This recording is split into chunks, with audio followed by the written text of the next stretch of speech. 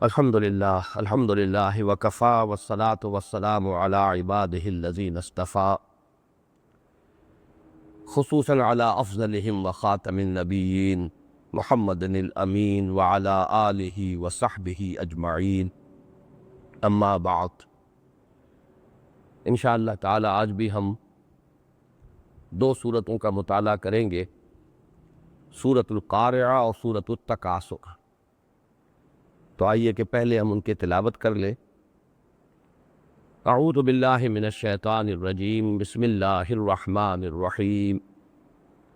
القارعہ ما القارعہ وما ادراک ما القارعہ یوم یکون الناس کالفراش المبثوث وتکون الجبال کالعہن المنفوش فأما من ثقلت موازینہ فہو فی عیشۃ راضیہ وأما من خفت موازینہ فأمہ ہاویہ وما ادراک ما ہی نار حامیہ۔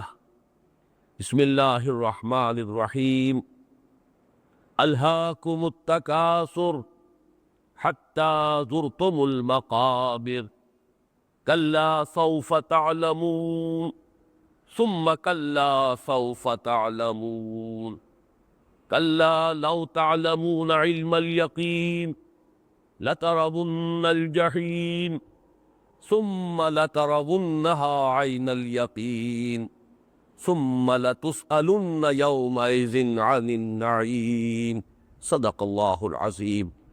اللہم ربنا حاسبنا حسابا یسیرا رب اشرح لی صدری ویسر لی امری واحلل عقدۃ من لسانی یفقہوا قولی۔ اللہم ربنا الہمنا رشدنا واعذنا من شرور انفسنا۔ اللہم ارنا الحق حقا وارزقنا اتباعہ وارنا الباطل باطلا وارزقنا اجتنابہ۔ اللہم ارحمنا بالقرآن العظیم واجعلہ لنا اماما ونورا وہدی ورحمہ۔ اللہم ذکرنا منہ ما نسینا وعلمنا منہ ما جہلنا وارزقنا تلاوتہ آناء اللیل وآناء النہار واجعلہ لنا حجتا یا رب العالمین، آمین۔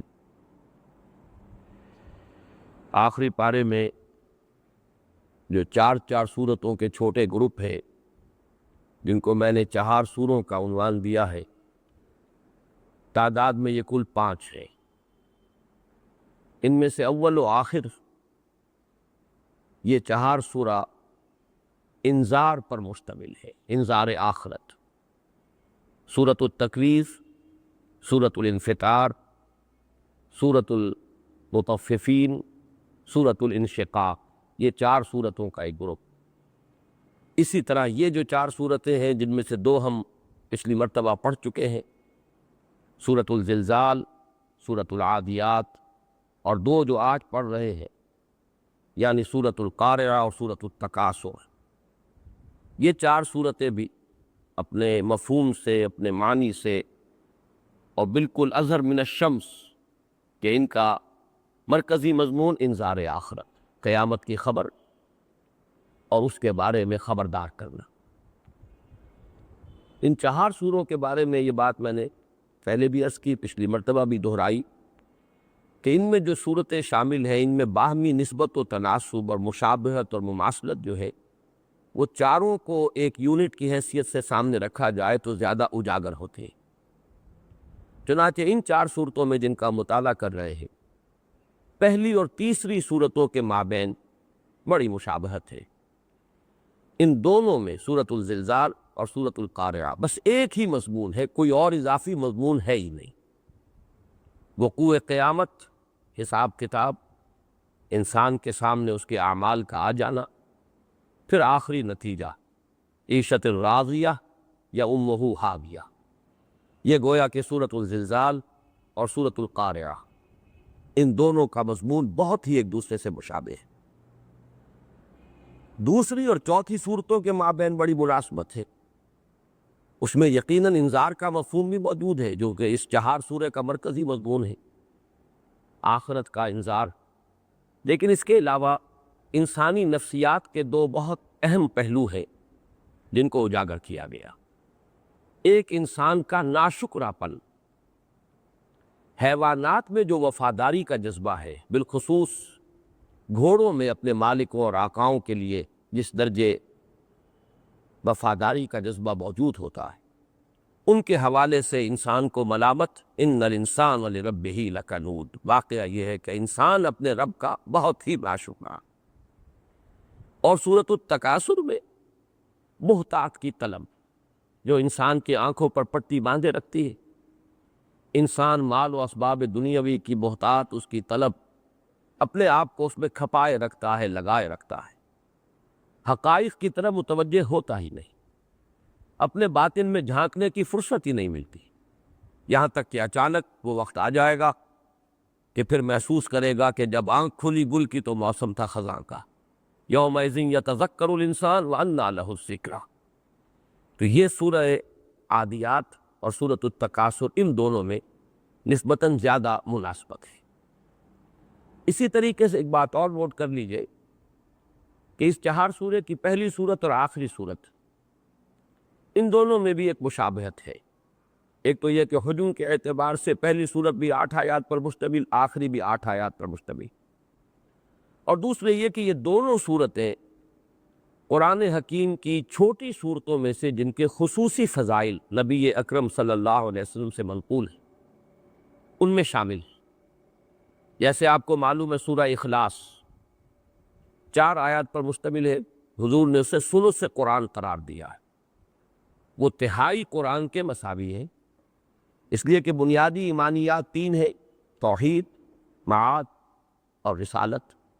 توحید پر وہ کامل ہے سورت اور نہایت جامع، اس اعتبار سے گویا کہ یہ توجیہ ہے جو ہم کر رہے ہیں، لیکن قول تو محمد الرسول اللہ صلی اللہ علیہ وسلم کا یہ ہے، یہ ثلث قرآن ہے۔ اسی طریقے سے سورۃ الزلزال کے بارے میں 2 اقوال ملتے ہیں، یہ بھی کہ یہ نصف قرآن ہے اور یہ بھی کہ یہ ربع قرآن ہے، چوتھا حصہ ہے۔ اور اسی طریقے سے سورہ تکاثر کے بارے میں روایت ملتی ہے جسے امام بیہقی بھی لائے ہیں اور امام حاکم بھی رحمہم اللہ، اور یہ روایت جو ہے مرفوعاً مروی ہے حضرت عبداللہ ابن عمر رضی اللہ تعالی عنہما سے۔ وہ فرماتے ہیں کہ حضور نے ایک مرتبہ فرمایا، کیا تمہارے لیے یہ ممکن نہیں ہے کہ روزانہ رات کو سونے سے پہلے 1000 آیات تلاوت کر لیا کرو قرآن حکیم کی؟ تو صحابہ گھبرا گئے، انہوں نے عرض کیا، حضور کس کے لیے یہ ممکن ہے کہ وہ روزانہ 1000 آیات؟ آپ کو معلوم ہے کہ 1/6 قرآن ہو گیا، 5 پارہ، کس کے لیے ممکن ہے؟ تو آپ نے فرمایا تم سورہ تکاثر کی تلاوت کر لیا کرو، یہ 1000 آیات کے مساوی ہو جائے گی۔ واقعہ یہ ہے کہ ان کا اصل مراد کیا ہے؟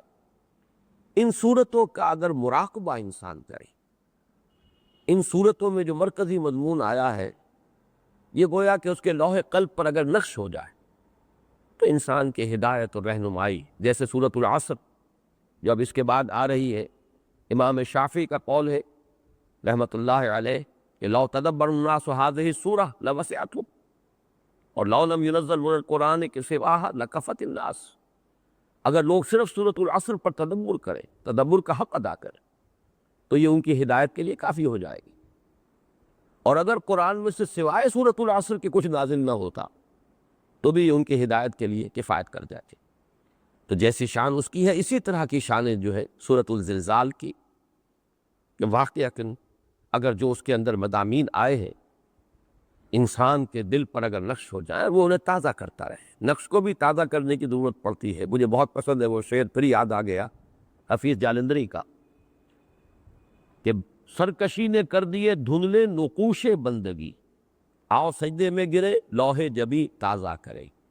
یہ جو ہماری پیشانیوں پر نقش بندگی ہونا چاہیے، اللہ تعالیٰ کی عبادت اور اللہ کے بندے ہونے کا ایک نشان، تو سجدے میں گر کر گویا کہ ہم اپنی اس بندگی کے نشان کو پھر اجاگر کرتے، پھر تازہ کرتے۔ تو یہ جو نقش ہے اگر اس کو تازہ کیا جاتا رہے، رات کو انسان سونے سے پہلے انہیں پڑھ لے، تو اس سے یہ کہ پھر حقائق منکشف ہو جائیں گے، جیسے کہ الہاکم التکاثر حتی زرتم المقابر ہو، یہ ایک ذاتی محاسبہ، احتساب نفس، جس کے لیے بہترین جو ہے سورہ مبارکہ ہے کہ انسان جو ہے چونک جائے ایک مرتبہ کہ کہیں میں تو نہیں ہوں وہ کہ جن کا ذکر ان آیات میں ہو رہا ہے۔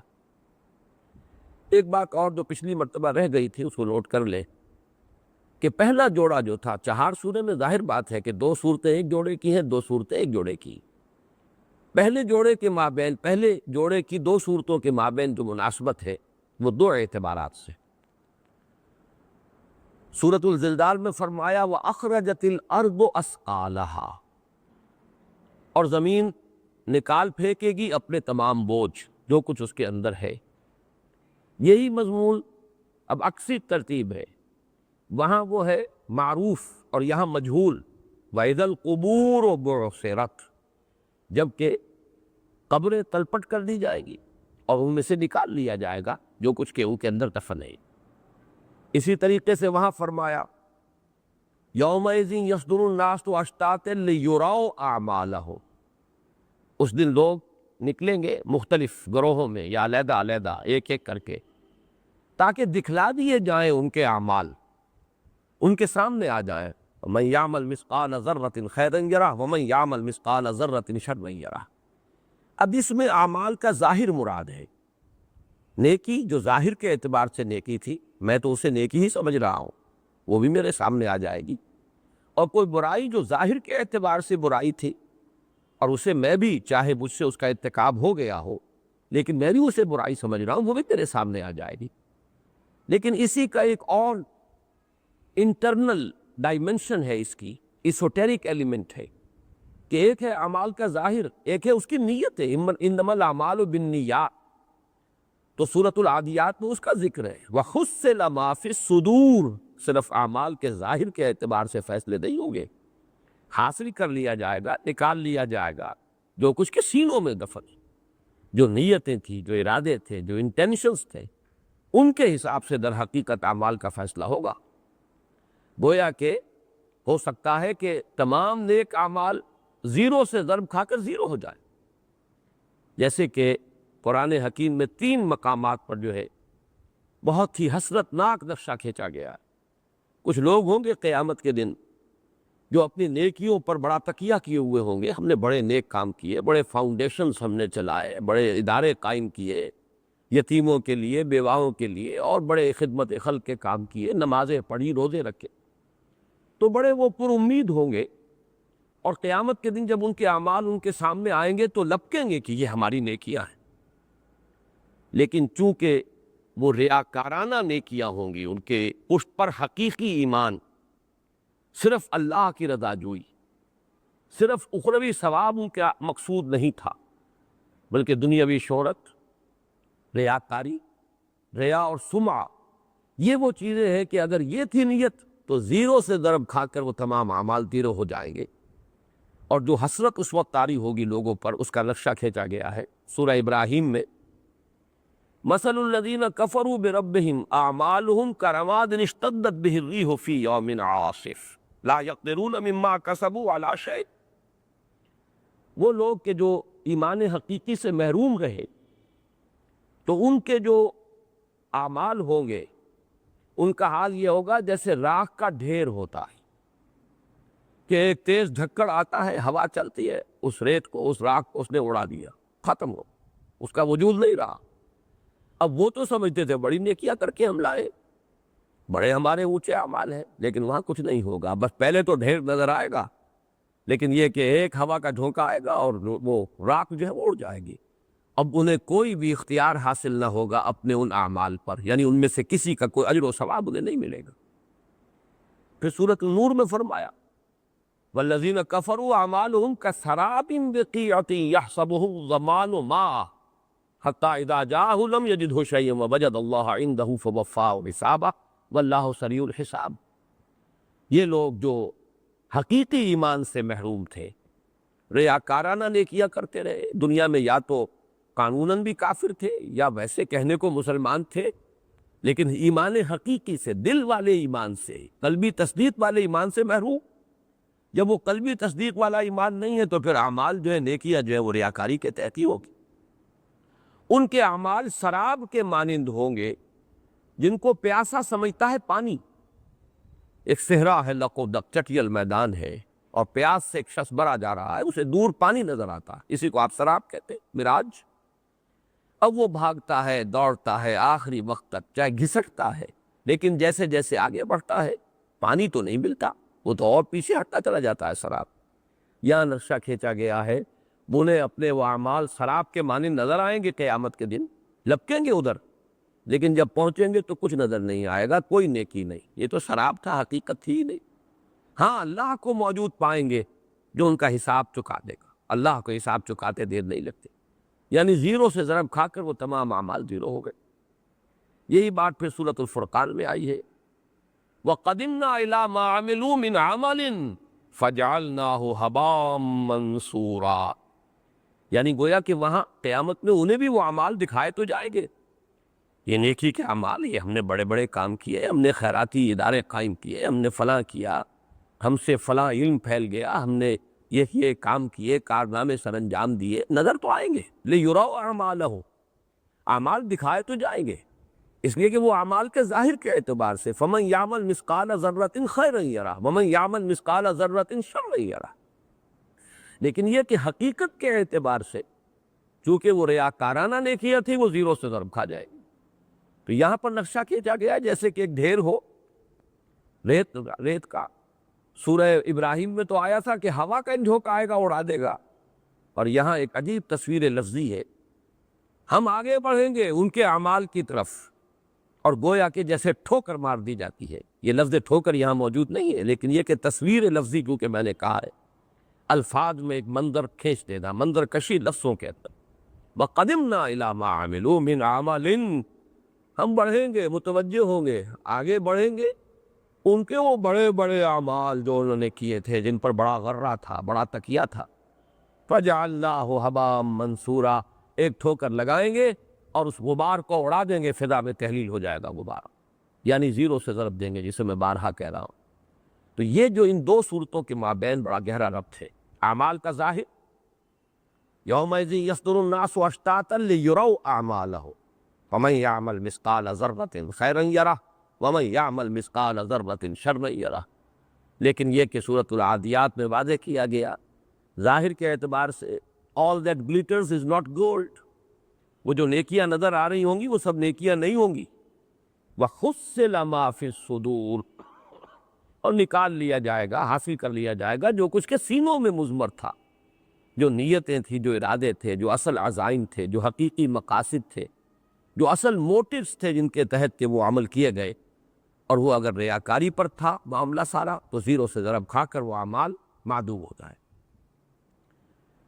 ایک چیز اور بھی نوٹ کر لیجئے، پہلی تین صورتوں میں، ان میں صرف سورۃ القارعہ تو ابھی ہم پڑھیں گے، یہ مضمون ایک اور اعتبار سے ایک تدریجاً ارتقا کرتے ہوئے انتہا کو پہنچا ہے. چوتھی صورت کا معاملہ اس سے نسبتاً علیحدہ ہے، لیکن یہ کہ یہ تین صورتوں میں، جیسے سورۃ الزلزال میں ابھی میں نے عرض کیا، اعمال کا ظاہر سامنے آ گیا، یہ تمہاری نیکیاں، یہ تمہاری برائیاں. دوسری صورت میں اب اس کو ضرب دی گئی نیتوں سے، حُصِّلَ مَا فِي الصُّدُورِ. اس کا جو نتیجہ نکلے گا وہ تیسری صورت میں، اور وہ ہے وزن اعمال. وہ نیکیوں کا وہی اعمال وزن کیے جائیں گے کہ جن کے اندر حقیقتاً کوئی نیکی ہوگی، ان کا عمل وزن ہوگا، اور اس کے نتیجے میں اما من خفت موازینہ فامہ ہاویہ واما من ثقلت موازینہ فہو فی عیشۃ راضیہ. یہ گویا کہ آخری نتیجہ، اور نتیجے کا پھر وہ جو ظہور ہونا ہے کہ یا تو عیشۃ الراضیہ ہے، ہمیشہ ہمیشہ کے لیے بہت ہی اچھی زندگی، جنت کی زندگی، اور یا امہ ہاویہ ہے، ان کا ٹھکانہ جو ہے وہ جہنم کی کھائی اور گھٹ بننے والا. یہ انتہا کو پہنچا معاملہ سورۃ القارعہ میں، یہ ایک ترتیب ہے. باقی جہاں تک سورۃ القارعہ اور سورۃ التکاثر کے مابین ربط ہے وہ بہت واضح ہے، وہ آج نمایاں ہو جائے گا کہ سورۃ القارعہ ختم ہوتی ہے فَأُمُّهُ حَاوِيَةٌ وَمَا أَدْرَاكَ مَا هِيَ نَارٌ حَامِيَةٌ، اور سورۃ التکاثر کا اکثر و بیشتر حصہ اسی پر ہے، لَتَرَوُنَّ الْجَحِيمَ. ابھی تو یہ حاویہ کی خبر ہم تمہیں دے رہے ہیں، ابھی تو تمہیں اس کو ایمان بالغیب کے درجے میں ماننا ہے یا علم الیقین کے درجے میں ماننا ہے. اگر مان لو گے تو عافیت ہوگی، نہیں مانو گے لترون الجحیم ثم لترونها عین الیقین، بالآخر تو وقت آ کر ہی رہے گا کہ اسے اپنی آنکھوں سے دیکھنا، چشم سر سے دیکھے، وہ حقیقت بن کر تمہارے سامنے آ جائے گی۔ جیسے کہ سورۃ الفجر میں فرمایا یومئذ یتذکر الانسان وانیٰ لہ الذکریٰ، اب اس روز آنکھ کھلے گی، انسان چیتے گا، حقیقت منکشف ہو جائے گی، لیکن اس روز کا چیتنا، اس روز کا حقیقت پر متنبہ ہونا یہ فائدہ دار ہے، اس کا کوئی فائدہ نہیں ہوگا۔ انیٰ لہ الذکریٰ، اب اس سبق حاصل کرنے کا حاصل کیا؟ تو یہ ربط جو ہے سورۃ القاریہ اور سورۃ التکاثر کا یہ بہت نمایاں ہے۔ اب آئیے ہم سورۃ القاریہ کا مطالعہ شروع کر رہے۔ القاریہ، وہ کھڑ کھڑانے والی یا وہ ٹھوکنے والی۔ قرع کا لفظ آتا ہے عربی زبان میں کسی شے پر دوسری شے کو زور سے مارنا۔ جب آپ کوئی کیل ٹھوکتے ہیں، اگر دیوار بھی ذرا مضبوط ہے، اس میں آپ کو کوئی کیل ٹھوکتی ہے تو بار بار ضرب لگاتے ہیں اور اس سے ایک آواز بھی نکلتی ہے۔ تو کسی شے کو کسی دوسری شے پر ضرب شدید کے صورت میں مارنا، اس سے آواز نکلتی ہے، تو یہ کھڑ کھڑانا۔ اسی طریقے سے دروازے پر دستک، یہ بھی قرع، اس لیے کہ رات کو فرض کیجئے بہت غفلت کا وقت ہے اور دروازہ پیٹ رہا ہے کوئی شخص، تو یہ بھی قرع ہے، اس لیے کہ ہاتھ سے دروازے کے اوپر ضرب ڈلائی جا رہی۔ القاریہ، یہ لفظ جو ہے قرآن مجید میں اس مادے سے کل 5 مرتبہ لفظ آیا ہے یہ، جس میں سے 3 مرتبہ تو اسی جگہ آ گئے، القاریہ ملقاریہ وما ادراک ملقاریہ۔ یہ نوٹ کر لیجئے، جیسے پچھلی 2 صورتوں کے بارے میں نے عرض کیا تھا کہ سورۃ الزلزال، 3 صورتیں جو ہیں وہ پہلے 4 سورے کی اسی انداز میں شروع ہوئی تھی، اذا الشمس کورت واذا النجوم انکدرت، دوسری صورت اذا السماء انفطرت، تیسری صورت اذا السماء انشقت، یہ اس سلسلے کی گویا کہ چوتھی صورت ہے اذا زلزلت الارض زلزالہا۔ اسی طرح میں نے عرض کیا تھا والعادیات ضبحا فالموریات قدحا، اس اسلوب سے شروع ہونے والی قرآن کی 5 صورتیں ہیں، ان میں سے 4 آ چکی، یہ آخری اور 5ویں صورت ہے۔ والصافات صفا والزاریات ذروا والمرسلات عرفا والنازعات غرقا والعادیات ضبحا۔ اسی طرح یہ نوٹ کر لیجئے کہ سورۃ القاریہ بھی 2 صورتیں ہیں جو بالکل بعین ہی ایک ہی انداز میں شروع ہوں۔ ایک 29ویں پارے میں الحاقہ ملحاقہ وما ادراک ملحاقہ، القاریہ ملقاریہ وما ادراک ملقاریہ۔ اور ان دونوں صورتوں میں ایک اور بھی نسبت ہے، اس لیے کہ 4تھی مرتبہ یہ لفظ جو آیا ہے القاریہ، یہ اسی صورت میں آیا، الحاقہ ملحاقہ وما ادراک ملحاقہ کذبت ثمود وعاد بالقاریہ۔ تو گویا کہ یہ لفظ قاریہ جو ہے 3 مرتبہ تو اس صورت میں آ رہا ہے، 4تھی مرتبہ وہاں آیا ہے۔ ایک مرتبہ یہ قاریہ، قاریعۃ نکرہ کی صورت میں آیا ہے، یہ سورۃ الرعد میں، ولا یزال الذین کفروا تصیبہم بما صنعوا قارعۃ او تحل قریبا من دارہم حتی یاتی وعد اللہ۔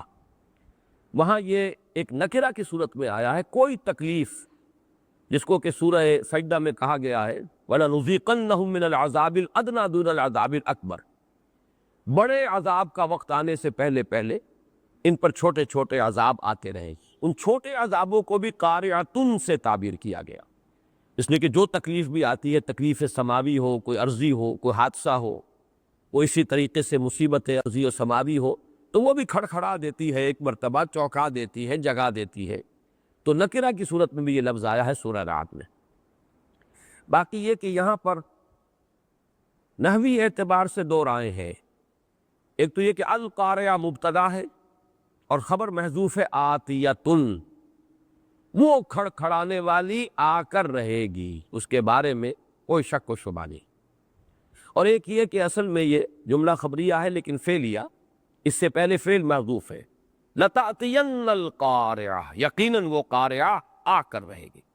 بہرحال یہ اسلوب ہے قرآن مجید کا کہ محذوف جو ہے اس کے اندر بلکہ ایک طرح کی اور فصاحت پیدا ہوتی ہے کہ انسان جو ہے ساری توجہ اسی لفظ پر مرکوز کر دے، اس سے پہلے اس کے بعد کیا ہے، بجائے اس کے کہ توجہ جو ہے منتشر ہو، القاریہ، وہ کھڑکھڑانے والی، وہ ٹھوکنے والی، مل قاریہ، کیا ہے وہ کھڑکھڑانے والی، کیا ہے وہ ٹھوکنے والی؟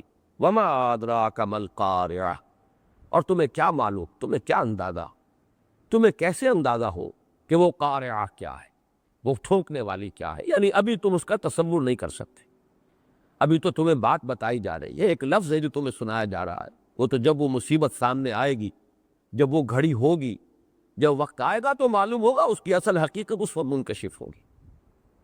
یوم یکون الناس کالفراش المبثوث۔ اب اس سے پہلے کہ ہم آگے بڑھیں، یہ قارعہ سے مراد ظاہر بات ہے کہ قرآن مجید میں وقوع قیامت کے لیے جو الفاظ آئے ہیں ان میں سے ایک بڑی زوردار آواز، تیز آواز، کھڑکھڑانے والی آواز، تباہی بھی اسی سے آئے گی، ہلاکت بھی اسی سے ہوگی، جس کے لیے کہ زیادہ تر تو لفظ آیا ہے نفخ فی الصور، نفخہ صور، سور میں پھونکا جائے گا۔ حضرت اسرافیل علیہ الصلوۃ والسلام وہ زور سے پھونک ماریں، یہی نفخہ صور جو ہے یہی لوگوں کی ہلاکت کا سبب بنے گا، یہی نفخہ صور جو ہے پھر بعث بعد الموت کا سبب بنے گا۔ تو دو نفخے تو قرآن مجید میں سورہ زمر کی ایک آیت سے ایک مقام جو ہے اس کے آخری حصے میں، اس میں بالکل بات ہے، وَنُفِخَ فِي الصُّورِ فَصَعِقَ مَن فِي السَّمَاوَاتِ وَمَن فِي الْأَرْضِ إِلَّا مَن شَاءَ اللَّهُ ثُمَّ نُفِخَ فِيهِ أُخْرَىٰ فَإِذَا هُمْ قِيَامٌ يَنظُرُونَ۔ پھر اس میں ایک مرتبہ پھر پھونک ماری جائے گی تو وہ کھڑے ہو گئے اچانک دیکھتے ہوئے۔ تو گویا کہ یہ دو نفخے جو ہیں یہ تو نص قرآنی سے ثابت ہے، ان کے مابین وقفہ ہوگا۔ ایک سے وہ قیامت اس معنی میں الساعہ، نفخہ ساعہ ہے وہ، جس سے کہ ایک ہلاکت طاری ہو جائے گی تمام ذی حیات جتنی بھی ہستیاں ہیں، اور پھر کتنا وقفہ ہوگا یہ ہم نہیں جانتے، ہو سکتا ہے سینکڑوں سال ہو، ہزاروں سال ہو، واللہ اعلم۔ اس کے بعد آئے گا پھر وہ نفخہ ثانیہ، اور اس کے بعد جو ہے وہ نفخہ بعث ہے، لوگوں کو ان کے قبروں سے نکل آئیں گے، اٹھا لیا جائے۔ لیکن جیسا کہ میں نے پہلے بھی عرض کیا تھا، قرآن مجید میں ایک اور نفخہ بھی ثابت ہے، اور وہ نفخہ جو ہے نفخہ فزع، وَيَوْمَ يُنفَخُ فِي الصُّورِ فَفَزِعَ مَن فِي السَّمَاوَاتِ وَمَن فِي الْأَرْضِ، سورۃ النمل آیت 87۔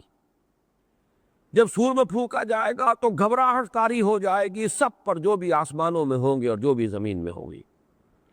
لہٰذا علماء نے اب ان نفخہ صور کو 3 مراتب میں تقسیم کیا۔ نفخہ فزع، پہلی مرتبہ جب سور میں پھونک ماری جائے گی تو گھبراہٹ طاری ہو جائے گی، ہول طاری ہو جائے گا، ایک ہلچل ہو جائے گی، زلزلہ آئے گا۔ یہ ہے جس کو کہ زلزلۃ الساعہ کہا گیا ہے سورہ حج کے شروع میں، جو میں نے پچھلے درس میں بھی جس کا حوالہ دیا تھا۔ یا ایھا الناس اتقوا ربکم ان زلزلۃ الساعۃ شیء عظیم یوم ترونها تذہل کل مرضعۃ عما ارضعت وتضع کل ذات حمل حملها وتری الناس سکارى وما هم بسکارى ولکن عذاب اللہ شدید۔ یہ ہے نفخہ فزع۔ پھر ایک اور نفخہ ہوگا جس پر ہلاکت آ جائے گی۔ ان دونوں میں چاہے وقفہ کم ہی ہو، لیکن یہ کہ ان کو پہلے اس نفخے کو گویا کہ 2 مراحل میں تقسیم کیا جا سکتا ہے، اور یہ قرآن مجید سے ثابت ہے، اس لیے کہ نفخہ فزع یہ یقیناً پہلے ہے جس سے گھبراہٹ طاری ہوگی، وہ زلزلۃ الساعہ آئے گا، ایک افراتفری ہو جائے گی، ایک ہلچل ہوگی، اور دوسرا ہے جس پہ کہ پھر ایک موت طاری ہو جائے گی۔ وَنُفِخَ فِي الصُّورِ فَصَعِقَ مَن فِي السَّمَاوَاتِ وَمَن فِي الْأَرْضِ۔ اسی طریقے سے میں نے آج ذرا زیادہ تفصیل سے اور ان آیات کا میں نے احاطہ کر کے اور ان تمام آیات کا احصاء کر کے کوشش کی ہے مزید غور و فکر کرنے کی، تو محسوس ایسا ہوتا ہے کہ جیسے وہ جو الساعہ ہے قیامت، اس کے اندر یہ 2 نفخے ہیں، نفخہ فزع اور نفخہ ساعہ۔ اسی طریقے سے نفخہ بعث کو بھی آپ 2 حصوں میں تقسیم کیجیے۔ ایک مرتبہ سور میں پھونکا جائے گا تو لوگ کھڑے ہو جائیں گے، اچانک قبروں سے نکل آئیں گے، لیکن ایک بھوچکے سے ہو کر رہ جائیں گے، ایک احساس ان پر طاری ہوگا یہ کیا ہوا۔ اس کا نقشہ پچھلی صورت میں آ چکا ہے، وَقَالَ الْإِنسَانُ مَا لَهَا۔ جب زمین جو ہے وہ اپنے تمام بوجھ نکال دے گی تو اب انسان حیران اور ششدر ہو کر، پریشان ہو کر اور بھوچکا سا ہوگا یہ کیا ہوا ہے۔ قَالَ الْإِنسَانُ مَا لَهَا، لیکن اس کا زیادہ تفصیل سے نقشہ سورہ یاسین میں آیا ہے۔ قَالُوا يَا وَيْلَنَا مَنْ بَعَثَنَا مِن مَّرْقَدِنَا هَٰذَا مَا وَعَدَ الرَّحْمَٰنُ وَصَدَقَ الْمُرْسَلُونَ۔ وہ کہیں گے ہائے ہماری شامت، ہمیں ہماری قبروں سے کس نے اٹھا دیا؟ اور پھر اچانک کہیں گے ہائے معلوم ہوا یہ ہے وہ دن جس کا کہ وعدہ کیا تھا رحمان نے، آ گئی وہ شامت ہماری، اور آج حقیقت منکشف ہو گئی۔ صدق المرسلون، رسولوں نے جو کچھ کہا تھا سچ کہا۔ ہم تو ڈھکوسلا ہی سمجھتے رہے، ہم سمجھتے رہے کہ ویسے ہی دھونس جما رہے، باتیں بنا رہے، صرف ہمیں ذرا دھمکانے کے لیے کچھ چیزیں گھڑ لی گئی۔ ھذا ما وعد الرحمن وصدق المرسلون، وہ بات تو سچی نکلی، جو کچھ کہا تھا رسولوں نے وہ سچ نکلا، یہ ہے وہ جس کا وعدہ کیا تھا۔ تو یہ کتنا ہی تھوڑا سا وقت ہو، لیکن یہ کہ ایک یہ کیفیت جو ہے بھوچکا اور حیران و ششدر ہونے کی، یہ انسان پر طاری ہو۔ اور اس کے بعد ایک نقشہ کھینچا گیا ہے قرآن مجید کے متعدد مقامات پر، پھر کوئی آواز آئے گی، اسے صیحہ بھی کہا گیا ہے، زجرہ بھی کہا گیا ہے، فَإِنَّمَا هِيَ زَجْرَةٌ وَاحِدَةٌ فَإِذَا هُمْ بِالسَّاهِرَةِ وَإِنْ كَانَتْ إِلَّا صَيْحَةً وَاحِدَةً، فرمایا گیا کہ وہ صرف ایک صیحت ہوگی، فَإِذَا هُمْ جَمِيعًا لَدَيْنَا مُحْضَرُونَ۔ اور سورہ قمر میں نقشہ کھینچا گیا ہے، یوم یدعو الداعی الی شیء نکر اور مہطعین الی الداع، کوئی پکارنے والا کسی طرف سے پکارے گا، ایک آواز کسی طرف سے آئے گی، اور اس پکار پر سب دوڑ پڑیں گے اپنی اپنی قبروں سے، جو نکلے ہیں اچانک، جو بھوچکے ہو کر رہ گئے ہیں، پھر وہ دوڑیں گے۔ اور اس دوڑ کا نقشہ قرآن مجید میں کئی مقامات پر آیا ہے۔ سورۃ المعارج میں آیا ہے یخرجون من الاجداث سراعا کانہم الی نصب یوفضون، اپنی قبروں سے نکل کر ایسے دوڑیں گے جیسے کہ کوئی نشانی ہے اور اس کی طرف کوئی نشان لگا ہوا ہے، اور مسابقت کر رہے ہیں، ایک دوسرے سے آگے نکلنے کی کوشش کر رہے ہیں، جیسے دوڑ کا مقابلہ ہوتا ہے۔ اسی طریقے سے جیسا کہ میں نے ابھی سورہ قمر کی آیت آپ کو سنائی، یوم یدعو الداعی الی شیء نکر خش عن ابصارہم یخرجون من الاجداث کانہم جراد منتشر مہطعین الی الداع، کوئی پکارنے والا ہے جس کی پکار پر کشاں کشاں بے اختیار ہو کر بے تابانہ انداز میں دوڑیں گے ادھر۔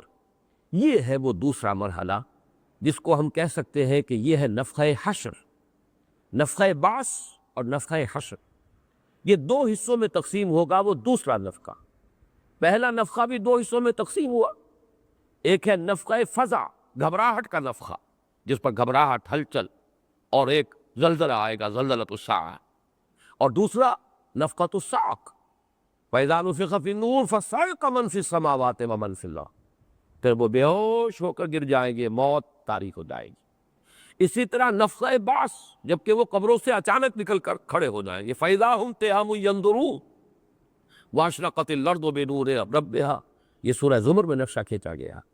اور دوسرا یہ کہ جب پھر ایک اور نفخہ ہوگا، صیحہ، فَإِنَّمَا هِيَ زَجْرَةٌ وَاحِدَةٌ فَإِذَا هُمْ بِالسَّاهِرَةِ فَإِذَا نُقِرَ فِي النَّاقُورِ فَذَلِكَ يَوْمَئِذٍ يَوْمٌ عَسِيرٌ۔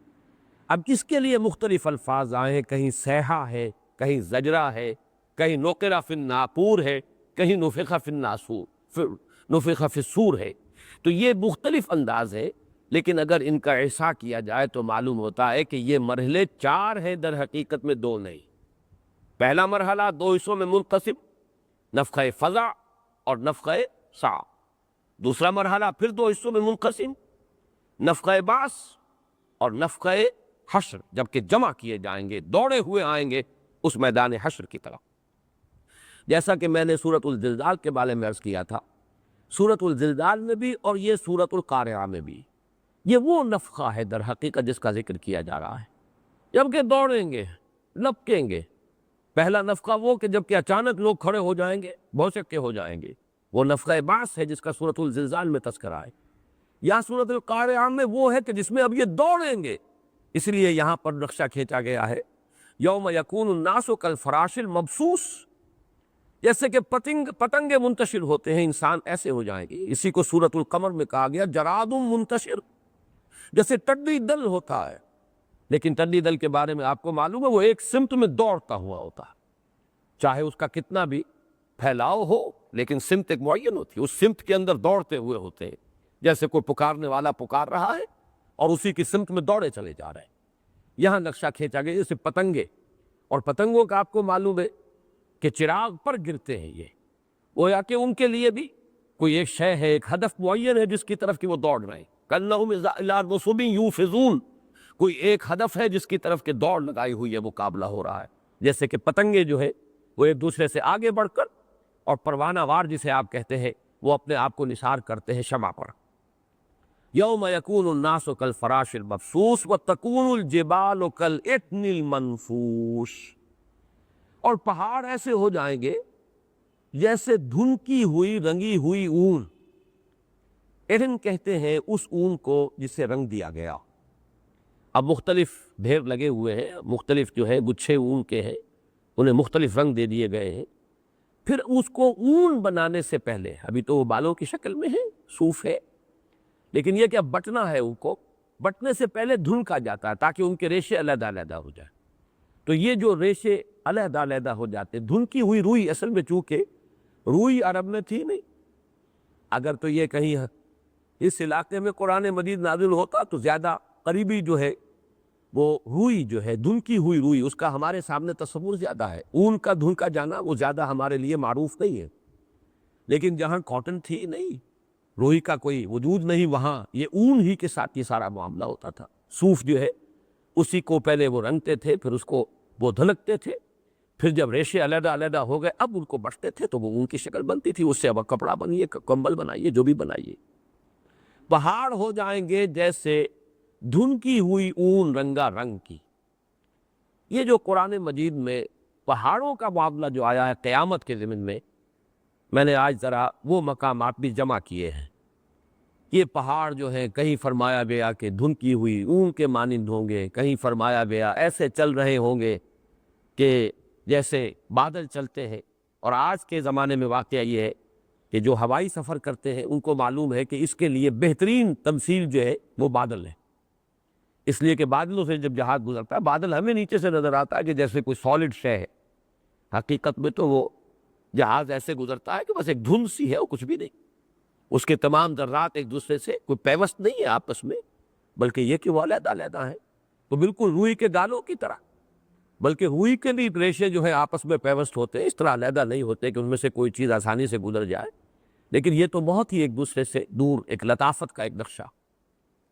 یہ آیات میں سن لیجئے، یہ جو تکون الجبال کالعہن المنفوش جو ہم اس سورہ مبارکہ میں یہ الفاظ پڑھ رہے ہیں، 10 مقامات اور ہیں کہ جن پر قرآن مجید میں یہ نقشہ کھینچا گیا۔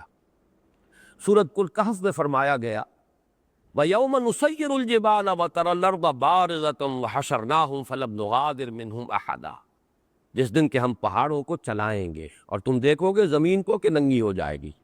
پہاڑ جو ہے زمین کو ڈھانپے ہوئے ہیں، یہ چلیں گے تو زمین نیچے سے نکل آئے گی، ننگی ہو جائے گی، بوجھ ہٹ جائے گا۔ سورہ طٰہٰ میں فرمایا وَيَسْأَلُونَكَ عَنِ الْجِبَالِ قُلْ يَنسِفُهَا رَبِّي نَسْفًا فَيَذَرُهَا قَاعًا صَفْصَفًا۔ اے نبی آپ سے پہاڑوں کے بارے میں پوچھتے ہیں کہ تم کہتے ہو قیامت آئے گی، تو یہ پہاڑوں کا کیا ہوگا؟ تم کہتے ہو زمین چٹیل ہو جائے گی، اذا الارض مدت، زمین کو کھینچ دیا جائے گا، تو یہ پہاڑ اتنی عظیم چیز ہے، اتنے بڑے بڑے بوجھ، ان کا کیا ہوگا؟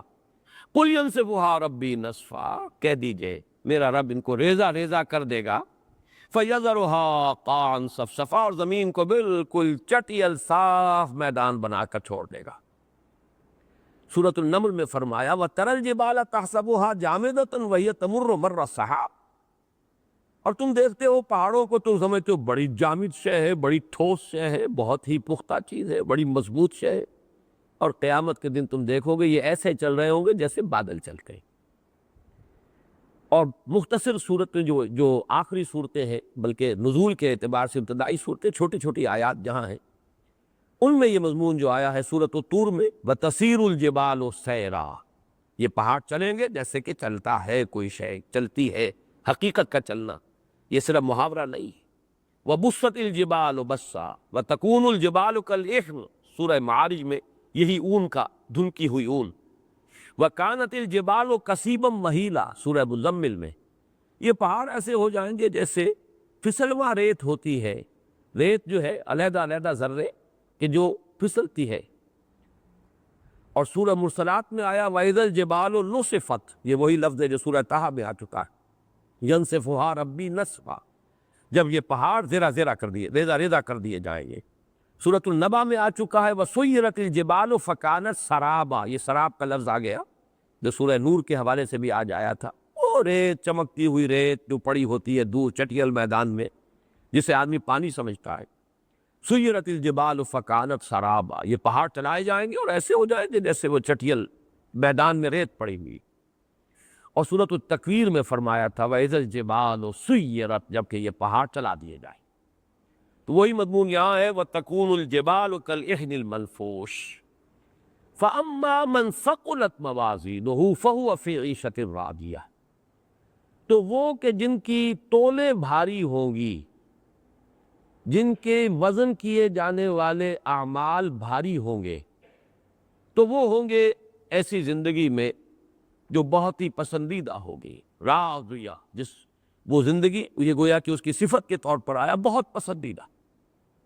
وَأَمَّا مَنْ خَفَّتْ مَوَازِينُهُ، اور وہ کہ جن کے وہ موزون وزن کی ہوئی شے، وزن کیے ہوئے اعمال ہلکے ہوں گے، فَأُمُّهُ ہاویہ، تو ان کا ٹھکانہ ہوگی ہاویہ۔ ہاویہ کہتے ہیں کوئی کھائی یا کھڈ۔ ہوا یہوی کے معنی ہوتا ہے کہیں نیچے گرنا، جیسے کہ سورہ حج میں آیا ہے وَمَنْ يُشْرِكْ بِاللَّهِ فَكَأَنَّمَا خَرَّ مِنَ السَّمَاءِ فَتَخْطَفُهُ الطَّيْرُ وَتَهْوِي بِهِ الرِّيحُ فِي مَكَانٍ سَحِيقٍ، جو اللہ کے ساتھ شرک کرتا ہے وہ تو ایسے ہے جیسے آسمان سے کسی کو شے کو گرا دیا گیا ہو، پھر یا تو اسے جو شکاری پرندے ہیں وہ اچک کر لے جائیں، اور یا یہ کہ ہوا اسے لے جا کر کسی گہرے کھڈ میں ڈال دے۔ ہوا یہوی، اسی سے ہاویہ، کھائی، گرا دینے والی شے، کہ ذرا تھا پاؤں اگر پھسل گیا تو پھر آدمی جو ہے وہ بڑی گہرائی کے اندر گیا اور اس کی ہڈیاں جو ہے ان کا سرما بن گیا۔ تو یہ ہاویہ ہے۔ وما ادراک ما ہیہ، اور تم نے کیا سمجھا وہ کیا ہے؟ یہ ہاویہ جسے کہا جا رہا ہے کیا ہے؟ ماہیہ میں جو ہے یہ صرف فواصل آیات کے اعتبار سے اور سکتے کے لیے، ورنہ اصل ہے ہیہ، ایک مجرور اور یا زبر، یہ ہے تو ہوا ہیہ، ہوا کی مؤنث ہیہ۔ وما ادراک ما ہیہ، اور تمہیں کیا معلوم وہ کیا ہے، حامیہ کیا ہے؟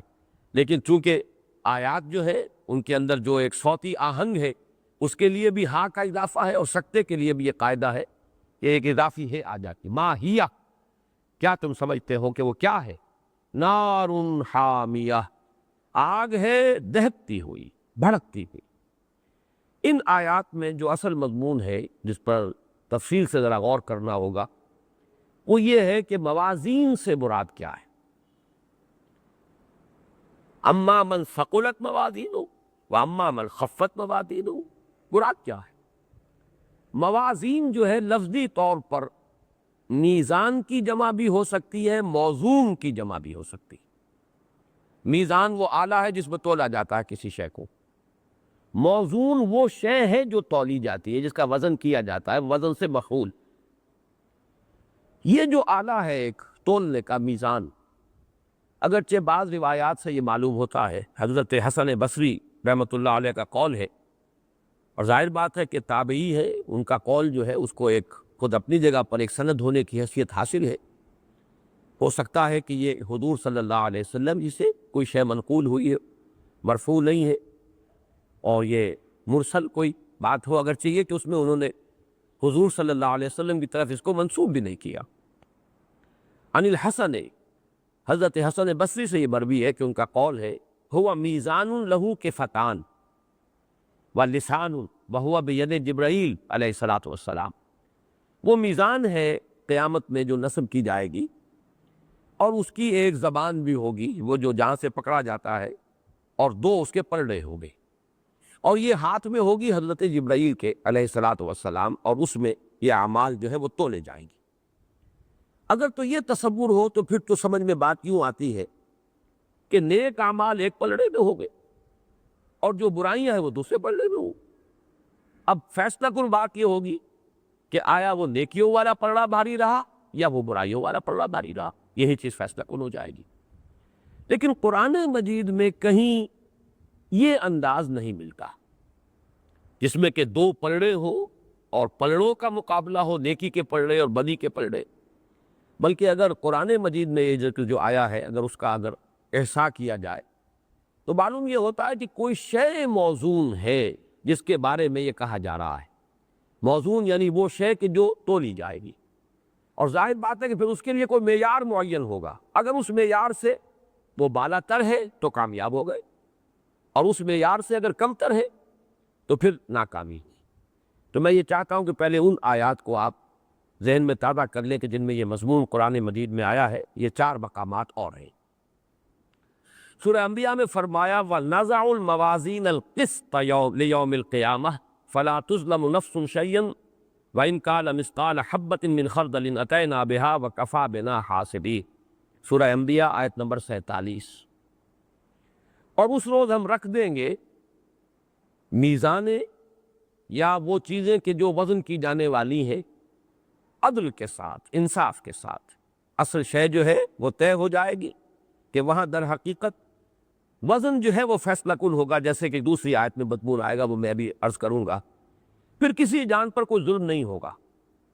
اگر ایک رائی کے دانے کے برابر بھی کوئی عمل ہے، اب یہاں پر نیکی یا بدی میں سے کسی کا تذکرہ نہیں، وَإِنْ كَانَ مِثْقَالَ حَبَّةٍ مِّنْ خَرْدَلٍ أَتَيْنَا بِهَا، چاہے وہ رائی کے دانے کے برابر ہو، جیسے سورہ لقمان میں بھی آیا ہے یا بنی انہا ان تکو مثقال حبۃ من خردل فتکن فی صخرۃ او فی السماوات او فی الارض یأت باللہ۔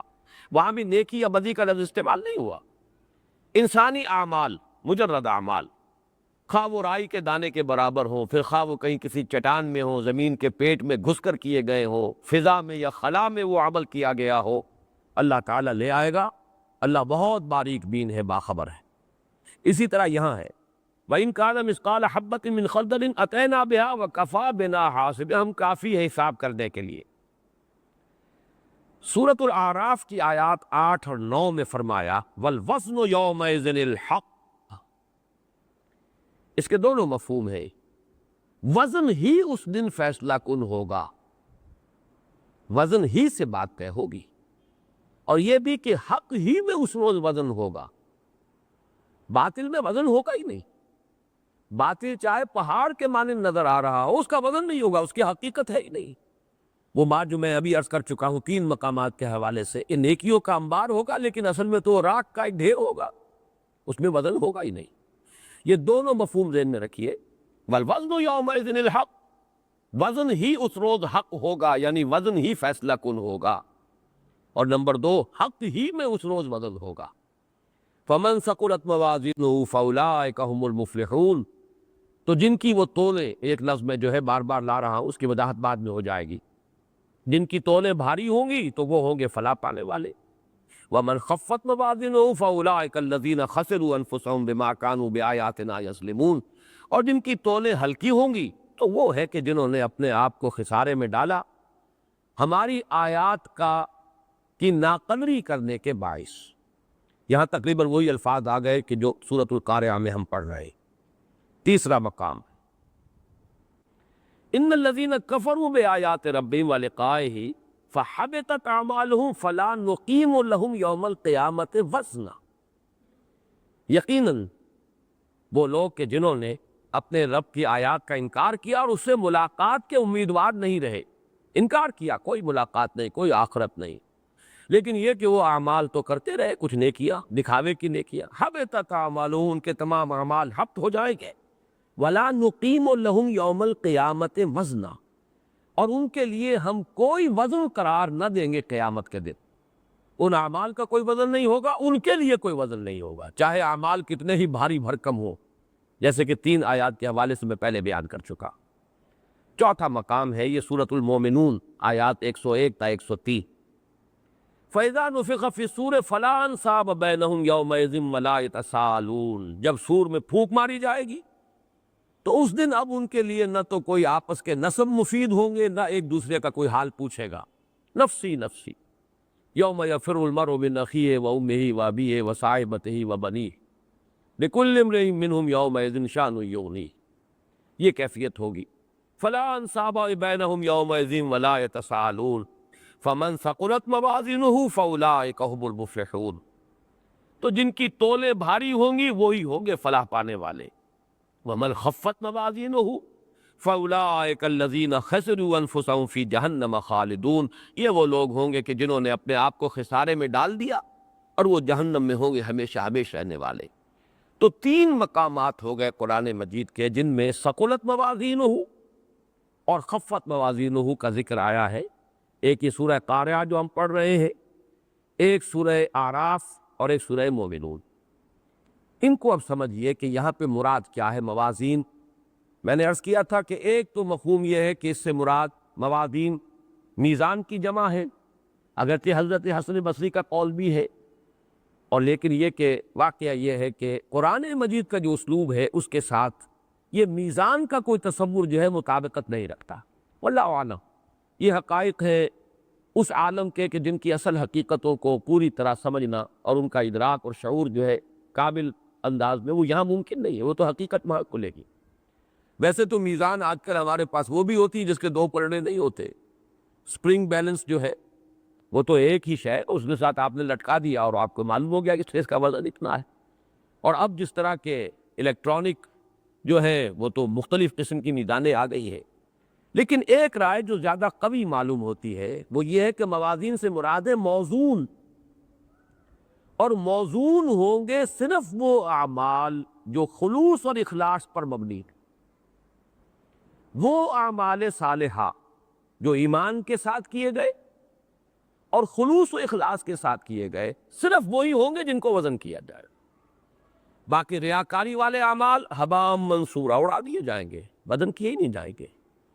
جس ایمان کے پیچھے آخرت کا ایمان نہیں تھا، جن اعمال کے پیچھے، جن کی پشت پر یا جن کی تہ میں، جن کی بنیاد میں، ان کو وزن کیا ہی نہیں جائے گا۔ اولئک الذین کفروا بآیات ربہم ولقائہ فحبطت اعمالہم فلا نقیم لہم یوم القیامۃ وزنا۔ ان کا وزن ہے ہی نہیں۔ یہ بھی ترجمہ ہو سکتا ہے ان کا کوئی وزن قرار نہیں دیا جائے گا، یا ان کے لیے ہم میزان کھڑی نہیں کریں گے، ان کو تولنے کا کوئی سوال ہی نہیں۔ تو معلوم ہوا کہ جیسے کہ میں عرض کر چکا ہوں سورہ زلزال اور سورۃ العادیات کے حوالے سے، یہ چوتھی ڈائمنشن ایڈ کر لیجئے اس وقت۔ پہلے تو یہ کہ ایک عمل ہے، ظاہر کے اعتبار سے نیکی ہے، ظاہر کے اعتبار سے بدی ہے، اس کا ذکر سورۃ الزلزال میں ہو گیا۔ یومئذ یصدر الناس اشتاتا لیروا اعمالهم فمن یعمل مثقال ذرۃ خیرا یرہ ومن یعمل مثقال ذرۃ شرا یرہ۔ دوسری ڈائمنشن، اب نیتوں کا سوال آیا۔ یہ نیکیاں جو ہے ان کے پیچھے خلوص بھی تھا، ان کی تہ میں للہیت بھی تھی کہ نہیں، یا یہ کہ ریاکاری کی نیکیاں تھی، جو اس میں بھی اب آگے نکل آئی۔ خلوص اور اخلاص کے ساتھ کیے جانے والے نیک اعمال اب وہ ہوں گے کہ جن کو تولا جائے گا۔ لیکن چوتھی ڈائمنشن آ رہی ہے، یا تھرڈ ڈائمنشن کہیے صحیح معنی میں، کہ یہ جو وزن ہے کس معیار کے مقابلے میں کیا جائے گا۔ ایک ہدف ہوتا ہے کہ اس تک اگر یہ وزن جو ہے نیکیوں کے، مخلصانہ نیکیوں کے اعمال، وہ جو سورۃ البینہ میں ہم پڑھ چکے ہیں، مخلصین لہ الدین حنفاء، اخلاص کے ساتھ بندگی کی گئی ہو اللہ کی، وہ اگر کیفیت ہے، یہ اعمال خاص حد تک پہنچیں گے تو انسان اس کو کہا جائے گا ثقلت موازین ہو۔ اس کی یہ نیکیوں کے جو موزون نیکیاں ہیں، قابل وزن جو نیکیاں ہیں، جن کو وزن کیا جا رہا ہے، جو اخلاص پر مبنی تھی، یہ اس حد تک پہنچ گئی ہے، تو وہ معیار معین ہوگا کس شے سے۔ اگرچہ یہاں ان صورتوں میں وہ بات مذکور نہیں ہے، لیکن وہ بہت اہم نکتہ ہے، اور اس کو قرآن مجید میں دوسرے مقامات پر واضح کیا گیا ہے۔ تمام انسانوں کے لیے وہ معیار ایک ہی نہیں ہے، اس لیے کہ مختلف انسان دنیا میں جو آئے ہیں تو مختلف کیفیات لے کر آئے، ہر ایک کی اپنی وسعت ہے۔ لا یکلف اللہ نفسا الا وسعہا، ہر شخص کو جانچا جائے گا اس کی وسعت کے اعتبار سے۔ لا تکلف نفس الا وسعہا، کوئی شخص رسپانسبل نہیں قرار دیا جائے گا مگر اپنی وسعت کے مطابق۔ اور جو سورہ بنی اسرائیل میں آیا ہے، قل کل یعمل علی شاکلتہ، کہہ دیجئے کہ ہر ایک، سب عمل کر رہے ہیں، محنت کر رہے ہیں اپنی شاکلہ کے مطابق۔ شاکلہ اصل میں یہ وہ ہے جو میں پہلے بیان کر چکا ہوں، میکڈوگل کا جو فلسفہ ہے، ماہر نفسیات میکڈوگل، کہ انسانی شخصیت دو عوامل کا حاصل ضرب ہے۔ ایک عامل ہے انسان کے جینز، وہ کیا لے کر آیا تھا دنیا میں، آباء و اجداد کے اثرات ہے، متوارث اثرات ہیں جو چلے آ رہے ہیں، باپ سے، دادا سے، نانا سے، پڑنانا سے، نہ معلوم کہاں سے۔ یہ جینز کا معاملہ تو بہت دور کی بات ہے۔ یہ بہرحال وہ چیزیں ہیں کہ جو ہماری شخصیت کی تشکیل میں، یہ شاکلہ کے بنانے میں ایک پارٹ پلے کرتے ہیں۔ پھر ایک ماحول انوائرنمنٹ ہے، کس ماحول میں پیدا کیا گیا؟ ہندوؤں کے بت پرستوں کے ماحول میں کوئی پیدا کر دیا گیا، کوئی عیسائیوں کے ماحول میں پیدا کر دیا گیا، کوئی اہل ایمان کے ہاں مسلمانوں کے ماحول میں پیدا کر، زمین و آسمان کا فرق ہو جائے۔ تربیت، تعلیم، ماحول، یہ دونوں چیزیں ہیں جو مل کر ایک شاکلہ بناتی۔ لیکن یہ کہ قرآن یہ بتاتا ہے کہ یہ شاکلہ سب کچھ نہیں ہے۔ میکڈوگل کی جو گمراہی ہے وہ یہ کہ وہ انہی دونوں کا حاصل ضرب سمجھ رہا ہے، گویا کہ انسان کی کوئی آزاد شخصیت ہے ہی نہیں، فری ایجنٹ ہے ہی نہیں، انسان کوئی فری مورل ایجنٹ نہیں ہے، بلکہ یہ ہے کہ وہ تو جو بھی کچھ ہے جو بنا دیا گیا وہی ہے، مجبور محض ہے۔ قرآن یہ بتاتا نہیں، ہر انسان کو ایک آزادی بھی دی گئی ہے۔ وہ روح جو لے کر آیا ہے وہ شاکلہ سے متعلق نہیں ہے، وہ روح جو ہے وہ تو در حقیقت اس کی ایک آزاد شخصیت ہے، اس کا اپنا ایک چوائس ہے۔ یہ روح جو ہے اگرچہ اسی شاکلہ کے اندر، جس کو میں نے بارہا اس انگریزی محاورے سے تعبیر کرنے کی کوشش کی ہے کہ one can not outgrow his skin, کھال ہے، یہ کھال جو ہے اب میں اپنی اس کھال سے باہر نہیں نکل سکتا، ہاں اور کتنا فربا ہو جاؤں، موٹا ہو جاؤں تو کھال جو ہے وہ پھیلتی چلی جائے گی، میں رہوں گا کھال کے اندر۔ اسی طریقے سے شاکلہ سے انسان باہر نہیں نکل سکتا، اس شاکلہ کے اندر ہی اسے محنت کرنی ہے، جد و جہد کرنی ہے، خیر کی، شر کی، نیکی کی، بھلائی کی، جو بھی اس کی بھاگ دوڑ ہے اس کی جولانی بہرحال اس شاکلہ کے اندر ہونی۔ قل کل یعمل علی شاکلتہ فربکم اعلم بمن هو اہدی سبیلا۔ اب جب یہ دو چیزیں سامنے آتی ہیں، وہ مضمون تو قرآن مجید میں کئی بار آیا ہے، لا یکلف اللہ نفسا الا وسعها، وسعت کے مطابق، یہ وسعت ہے کہ جو اس کو ملی ہے، اس کے جو جینز ہیں۔ کوئی شخص جو ہے بنیادی طور پر موروثی اثرات کے تحت بزدل ہے، کوئی شخص ہے جو موروثی اثرات کے تحت جو ہے جری ہے، بہادر ہے، کوئی شخص ہے جو موروثی اثرات کے تحت غبی ہے، کند ذہن ہے، اور کوئی شخص ہے کہ جو موروثی طور پر وہ ذہین ہے، ان کے آباء و اجداد میں وہ ذہانت ہے چلی آ رہی۔ اس اعتبار سے انسان کی اپنی محنت ان دو چیزوں کے اندر ہوگی، وسعت اور شاکلہ، ان دونوں کے اندر، لیکن اللہ جانتا ہے کہ کس شخص کو کیا ملا تھا، اس نے اس میں کتنی محنت کی، لہذا ہر شخص کی کامیابی کا معیار جدا ہوگا۔ یہ نہیں ہے کہ جیسے کندھے کی لاٹھی ہے بس اس سے ہانک دیا جائے سب کو برابر، ایک ہی معیار پر سب کو ناپا جائے، تو اس کے معنی تو یہ کہ نہ شاکلہ جو ہے وہ پیش نظر رہا، نہ ہر انسان کی وسعت جو ہے وہ کنسیڈر کی گئی۔ تو گویا کہ محسوس ہوتا ہے دو چیزیں جو واللہ عالم، ان چیزوں میں یقین کے ساتھ حتمی طور پر کوئی بات نہیں کہی جا سکتی، میں بیان کر چکا ہوں، دونوں ہی ترجمے ہو سکتے ہیں، موازین میزان کی جمع بھی ہو سکتی ہے، اور میزان سے مراد کیا، ایک پلڑے میں نیکیاں ایک میں برائیاں تول دی جائیں۔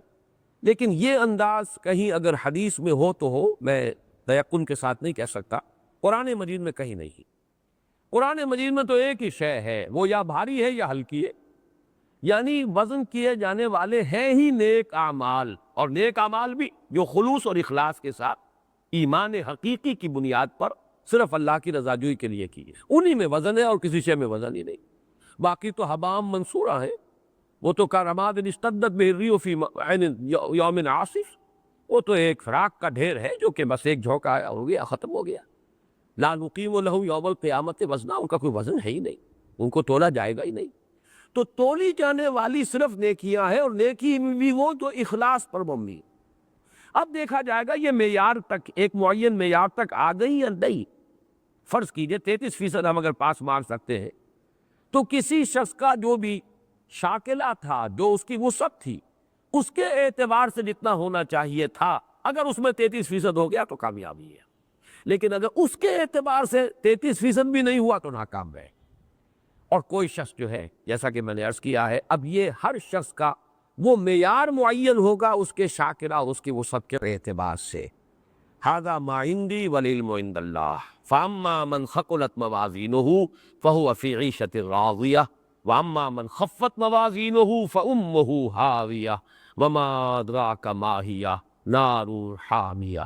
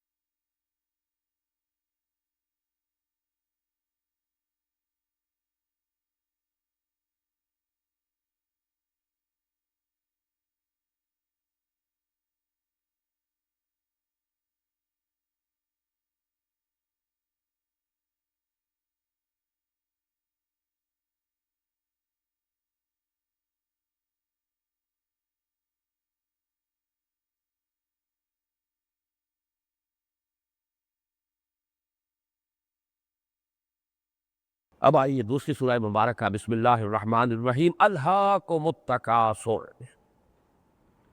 غافل کیے رکھا تمہیں محتاط کی طلب نے۔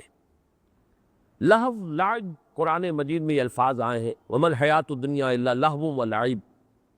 لہو کہتے ہیں کھیل کود، وہ شے جو غفلت میں انسان کو مبتلا کر دے، وہ لہو ہے۔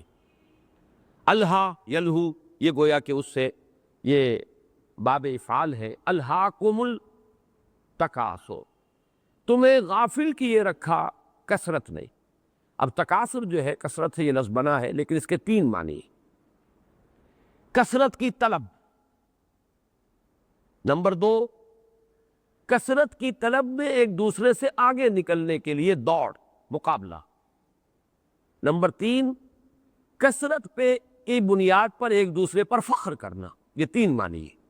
الہاکم التکاثر، غافل کیے رکھا تمہیں محتاط کی طلب نے۔ الہاکم التکاثر، غافل کیا تمہیں محتاط کے حصول میں ایک دوسرے سے بازی لے جانے کی دوڑ نے۔ الہاکم التکاثر، غافل کیے رکھا تمہیں کثرت اور محتاط پر کی بنیاد پر ایک دوسرے پر فخر کرنے نے۔ تینوں معنی ہو گئے۔ غافل کیے رکھا، یہی لفظ ہے جو ایک حدیث میں بھی آیا ہے، ما قل و کفا خیر مما کثر و الہا۔ جو چیز کم ہو لیکن کفایت کر جائے، ضرورت پوری ہو جائے، کھانے کی جو ضرورت ہے مہیا ہو جائے، جو بھی انسان کی ضروریات ہے، کپڑے کے دو جوڑے اس کے پاس ہے، ضرورت پوری ہو رہی ہے۔ ما قل و کفا، کم ہو لیکن کفایت کر جائے، یعنی ہاتھ نہ پھیلانا پڑے کسی کے سامنے۔ خیر مما کثر و الہا، وہ کہیں بہتر ہے اس سے کہ جو زیادہ ہو، محتاط میں ہو، کثرت سے ہو، لیکن غافل کر نہیں۔ جب محتاط ہوگی تو اس کا ایک منطقی نتیجہ غفلت۔ اس آیہ مبارکہ میں یہ واضح نہیں کیا گیا کہ کس چیز سے غافل کیا۔ الہاکم التکاثر عن ماذا، کس شے سے؟ یہ پھر وہی حذف کا اسلوب ہے، اس میں یہ کہ فصاحت اور بلاغت زیادہ ہے۔ اب آپ غور کیجئے، حقائق سے غافل کیے رکھا، اپنی زندگی کی اصل منزل سے غافل کیے رکھا، اپنے اندر جھانکنے سے غافل کیے رکھا، درون بینی، اپنا ذاتی احتساب کرنے سے غافل کیے رکھا۔ اب یہ تمام چیزیں جو ہے گویا کہ یہاں پر محذوف کے درجے میں آئیں گی۔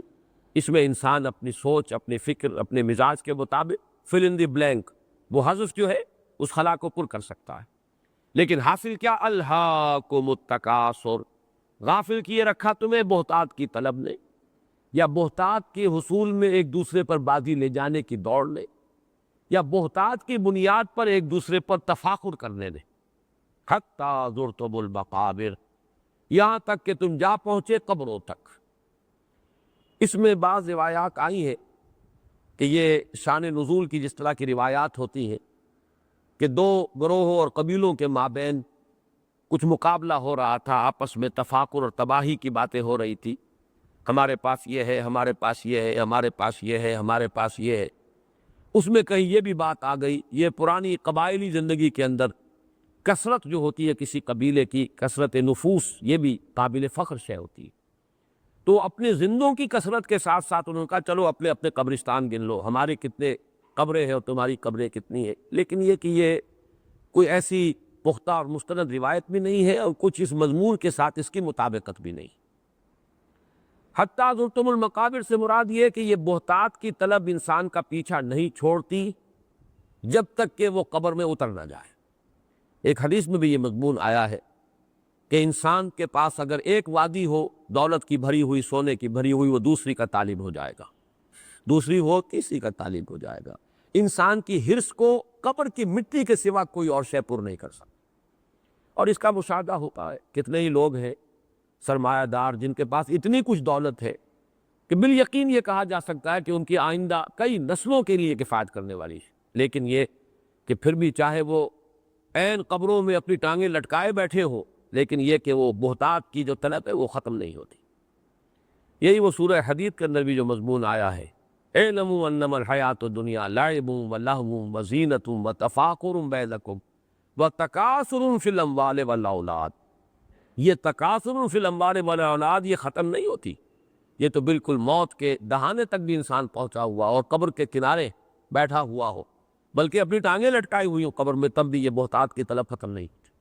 الہاکم التکاثر، تمہیں غافل کیے رکھا یا غافل کیے رکھتی ہے بہتات کی طلب، یا بہتات پر فخر کرنے کا جذبہ، یا بہتات میں ایک دوسرے سے آگے نکلنے کا مقابلہ، یہاں تک کہ تم جا پہنچتے ہو قبروں تک۔ کلا سوف تعلمون، اب یہ ہے انذار کا انداز، کوئی نہیں، وہ وقت دور نہیں ہے کہ تم پر حقیقت منکشف ہو جائے گی، تم جان لو گے۔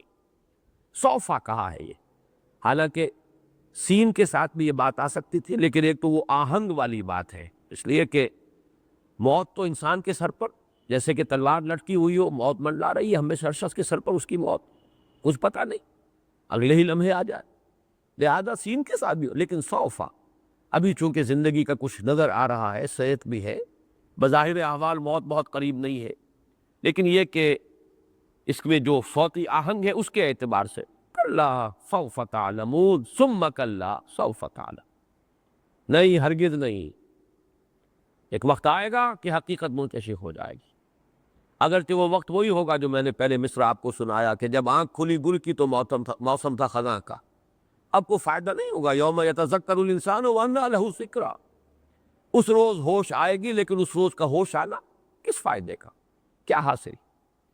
کلا سوف تعلمون ثم کلا سوف تعلمون، پھر تاکید، پھر حقیقت منکشف ہو جائے گی، ابھی تم حقیقت کو دیکھنا نہیں چاہتے، لیکن ایک وقت آئے گا کہ وہ حقیقت خود تمہارے ان پر عیاں ہو جائے گی، تمہاری آنکھیں کھل جائیں گی، جیسے سورہ قاف میں فرمایا کہ تمہاری فبصرک الیوم حدید، اب تو تمہاری آنکھیں بڑی تیز ہے، ہر شے، ہر حقیقت جو ہے تمہاری آنکھوں پر منکشف ہو گئی۔ کلا لو تعلمون علم الیقین لترون الجحیم ثم لترونها عین الیقین ثم لتسألن یومئذ عن النعیم۔ کلا لو تعلمون علم الیقین، ہرگز نہیں، اگر تم جان لیتے یقین کا جاننا، یہ جو ہے کلام شرطیہ ہے، لو اس کے دونوں ترجمے ہو سکتے ہیں، اگر تم جان لیتے، کاش کہ تم جان لیتے، یہ تمنائی جو ہے ماضی تمنائی وہ بھی اس انداز میں آتا ہے، کلا لو تعلمون، اگر تم جان لو، کاش کہ تم جان لو، لیکن یہ کہ اس کا جواب کیا ہے؟ اگلی آیت جو ہے بظاہر تو احساس ہوتا ہے کہ شاید لترون الجحیم جو ہے یہ اس کا جواب ہے، شرط کا جواب، لیکن ایسا نہیں ہے، اس پر اتفاق ہے تمام مفسرین کا کہ جواب شرط یہاں محذوف ہے، اور اکثر و بیشتر نے تو اس کے فوراً بعد جو ہے محذوف کو مانا ہے، کلا لو تعلمون علم الیقین، ہرگز نہیں، اگر تم جان لو یقین کا جاننا تو حقیقت تم پر منکشف ہو جائے، تو تم سیدھی راہ پر آ جاؤ، تو تم کامیاب ہو جاؤ، تو تمہاری عاقبت سنور جائے، یہ گویا کہ اس کا جواب شرط ہے جو یہاں محذوف ہے، کلا لو تعلمون علم الیقین، اگر تم جان لو یقین کا جاننا تو حقیقت تم پر منکشف ہو جائے، تم اپنی زندگی کا رخ درست کر لو گے، تمہاری عاقبت سنور جائے گی، تم اس حاویہ سے بچ جاؤ گے، فَأُمُّهُ حاویہ، تمہارا انجام بخیر ہوگا، یہ گویا کہ جواب شرط ہے جو محذوف ہے۔ لیکن یہ کہ مولانا اصلاحی صاحب کا ایک خیال ہے، اور وہ خیال وزنی ہے، کہ یہ جو اس کے بعد کی آیات آ رہی ہیں تین مزید، لَتَرَوُنَّ الْجَحِيمَ ثُمَّ لَتَرَوُنَّهَا عَيْنَ الْيَقِينِ ثُمَّ لَتُسْأَلُنَّ يَوْمَئِذٍ عَنِ النَّعِيمِ، یہ تینوں بھی در حقیقت کلا لو تعلمون علم الیقین ہی کے تابع ہیں، یہ سارا شرطیہ کلام چل رہا ہے اس صورت کے آخر تک، ہرگز نہیں، اگر تم جان لیتے یقین کا جاننا، لازم، اور یہ کہ تم دیکھو گے جہیم کو، جہنم کو دیکھ کر رہو گے، پھر تمہیں دیکھنا ہی ہے اسے، آنکھ والا دیکھنا، یقین کا دیکھنا، اور پھر تم سے لازماً پوچھا جائے گا، نعمتوں کا حساب لیا جائے گا، تو یہ گویا کہ جواب شرط اب اس کے بعد آئے گا، یہ سب کچھ اگر تمہیں معلوم ہو جائے تو تمہاری منزل درست ہو جائے، تمہاری عاقبت سنور جائے، تم انجام بد سے محفوظ ہو جاؤ، تم حاویہ میں گرنے سے بچا لیے جاؤ، تو یہ بھی ایک رائے ہے، اور رائے قوی معلوم ہوتی ہے، اگرچہ ذاتی طور پر میری رائے یہ ہے کہ 2 آیات کے بعد جواب شرط کو اگر محذوف مان لیا جائے اور اس کے بعد جو کلام ہے وہ کلام مستانفہ ہے، وہ اپنی جگہ پر ایک نیا کلام شروع ہو رہا ہے، تو بات زیادہ نکھرتی ہے، واللہ عالم۔ میں اپنی اس رائے کے مطابق اب ترجمہ کر رہا ہوں اور وضاحت کر رہا ہوں۔ کلا لو تعلمون علم الیقین لترون الجحیم، ہرگز نہیں، اگر تم جان لیتے یقین کا جاننا کہ تمہیں جہنم کو دیکھنا ہی ہے، کوئی مفر نہیں، اس بات پر اگر تمہیں یقین ہو جائے، اور جو یقین اس وقت ہوگا علم الیقین کے درجے میں، عین الیقین کے درجے میں نہیں، وہ تمہیں علمی طور پر بات کو جاننا ہے، تمہیں استدلال کے حوالے سے جاننا ہے، تمہیں دلیل سے، عقل سے بات کو پہچاننا ہے۔ کیا پہچاننا ہے؟ کہ تم دیکھ کر رہو گے جہنم کو، اور یہ مضمون وہ ہے جو قرآن مجید میں دوسرے مقامات پر آیا ہے کہ ہر انسان کو جہنم دکھائی جائے گی، چاہے وہ انجام کار کے اعتبار سے جنتی ہو، لیکن یہ ہے کہ ایک دفعہ لایا جائے گا تاکہ انہیں بھی پتہ لگ جائے کہ ہم کس شے سے بچا لیے گئے، اللہ کا کتنا بڑا احسان ہم پر ہوا ہے، کتنا بڑا کرم ہوا ہے، کس انجام سے اللہ نے ہمیں بچایا ہے۔ چنانچہ سورہ مریم میں فرمایا گیا وَإِن مِّنكُمْ إِلَّا وَارِدُهَا كَانَ عَلَىٰ رَبِّكَ حَتْمًا مَّقْضِيًّا، کوئی نہیں ہے تم میں سے مگر یہ کہ ایک مرتبہ تو آ کر رہے گا جہنم پر۔ وارد کہتے ہیں گھاٹ پر اترنے کو، جیسے کوئی قافلہ آ کر اترا کسی گھاٹ پر، کوئی تالاب ہے پانی پینے کے لیے، کوئی نہر ہے اس کے کنارے پر آ گئے پانی پینے کے لیے، یہ ہے وارد۔ مورد کہتے ہیں گھاٹ، اترنے کی جگہ۔ تو وہاں اِن مِّنكُمْ إِلَّا وَارِدُهَا كَانَ عَلَىٰ رَبِّكَ حَتْمًا مَّقْضِيًّا، پھر یہ کہ ہم اللہ تعالیٰ کی طرف سے فرمایا کہ پھر ہم بچا لیں گے ان کو جو کہ تقویٰ والے تھے، اور جو جہنمی ہے وہ اسی کے اندر اوندے وہ پڑے رہ جائیں گے، لیکن ایک دفعہ تو آنا ہی ہے۔ یہی تصور ہے جو ہمارے سامنے ہے۔ سورہ حدید میں یہ جو نقشہ آیا ہے کہ لوگوں کو نور عطا کیا جائے گا اور اس نور سے وہ چلیں گے، اور وہ جس کو ہم پل صراط کہتے ہیں کہ جو روشنی ہوگی، ایک مرحلہ ہے جہنمیوں کو اور جنتیوں کو علیحدہ کرنے کے لیے، کہ جو جنتی ہیں جنہوں نے نیک اعمال کیے تھے، ایمان اور اعمال صالحہ کا نور لے کر آئے تھے، وہ گزر جائیں گے اس پل پر سے، اور دوسرے ٹھوکریں کھاتے ہوئے گرے، اور پھر ان کے مابین ایک فصیل حائل کر دی جائے گی۔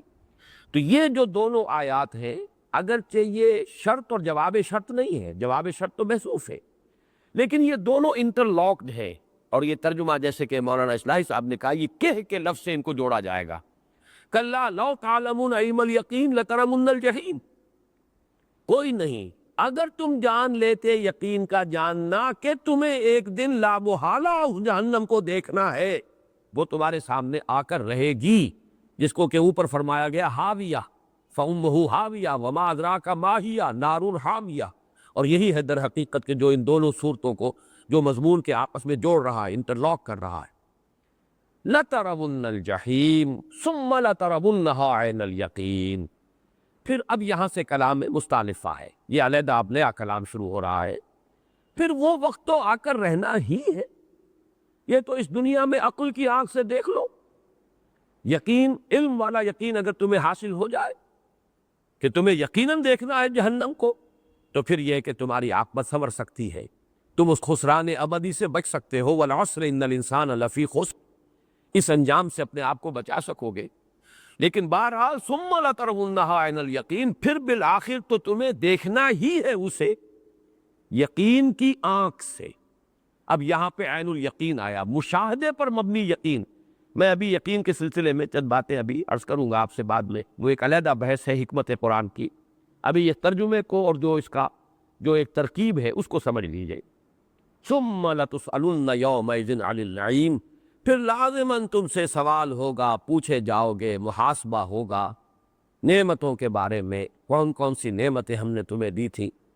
ایک حدیث تو بارہا میں نے آپ کو سنائی ہے، بہت سے حضرات کو یاد بھی ہوگی، لن تزولا قدم ابن آدم حتی یسأل عن خمس، ابن آدم کے قدم ہل نہیں سکیں گے اس عدالت اخروی سے یہاں تک کہ 5 چیزوں کا حساب نہ لے لیا جائے، عن عمرہ فیما افناہ وعن شبابہ فیما ابلاہ وعن مالہ من این اکتسبہ وفیما انفقہ وعما عمل فیما علمہ، او کما قال صلی اللہ علیہ وسلم۔ عمر کے بارے میں پوچھا جائے گا، کہاں گلائی، 80 برس دیے تھے، کہاں صرف کیے؟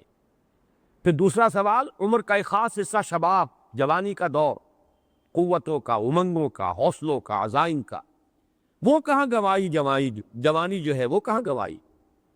پھر 2 سوال مال کے بارے میں، امال ہی من اکتسبہ فیما انفقہ، کہاں سے کمایا تھا؟ حرام سے کہ حلال سے؟ جائز سے کہ ناجائز سے؟ وفیما انفقہ، کہاں خرچ کیا تھا؟ اور پھر ایک سوال، وعما عمل فیما علم، جو علم حاصل کیا اس میں عمل کتنا کیا؟ ایسا تو نہیں کہ علم کے تو انبار لگاتے چلے گئے اور عمل جو ہے وہ وہیں کا وہیں ٹکا رہا، وہ زیرو ہی پوائنٹ کے اوپر لگا رہا۔ وہ علم جو ہے وہ تو در حقیقت حجت بن جائے گا انسان کے خلاف۔ القرآن حجت لک او علیک، یہ قرآن حجت بنے گا یا تمہارے حق میں یا تمہارے خلاف۔ یہ 5 سوال اس حدیث میں آئے ہیں۔ باقی ایک واقعہ بڑا پیارا ہے حضور کی سیرت کا۔ حضور صلی اللہ علیہ وسلم پر ایک مرتبہ فاقے کی کیفیت تھی اور شدید نقاہت۔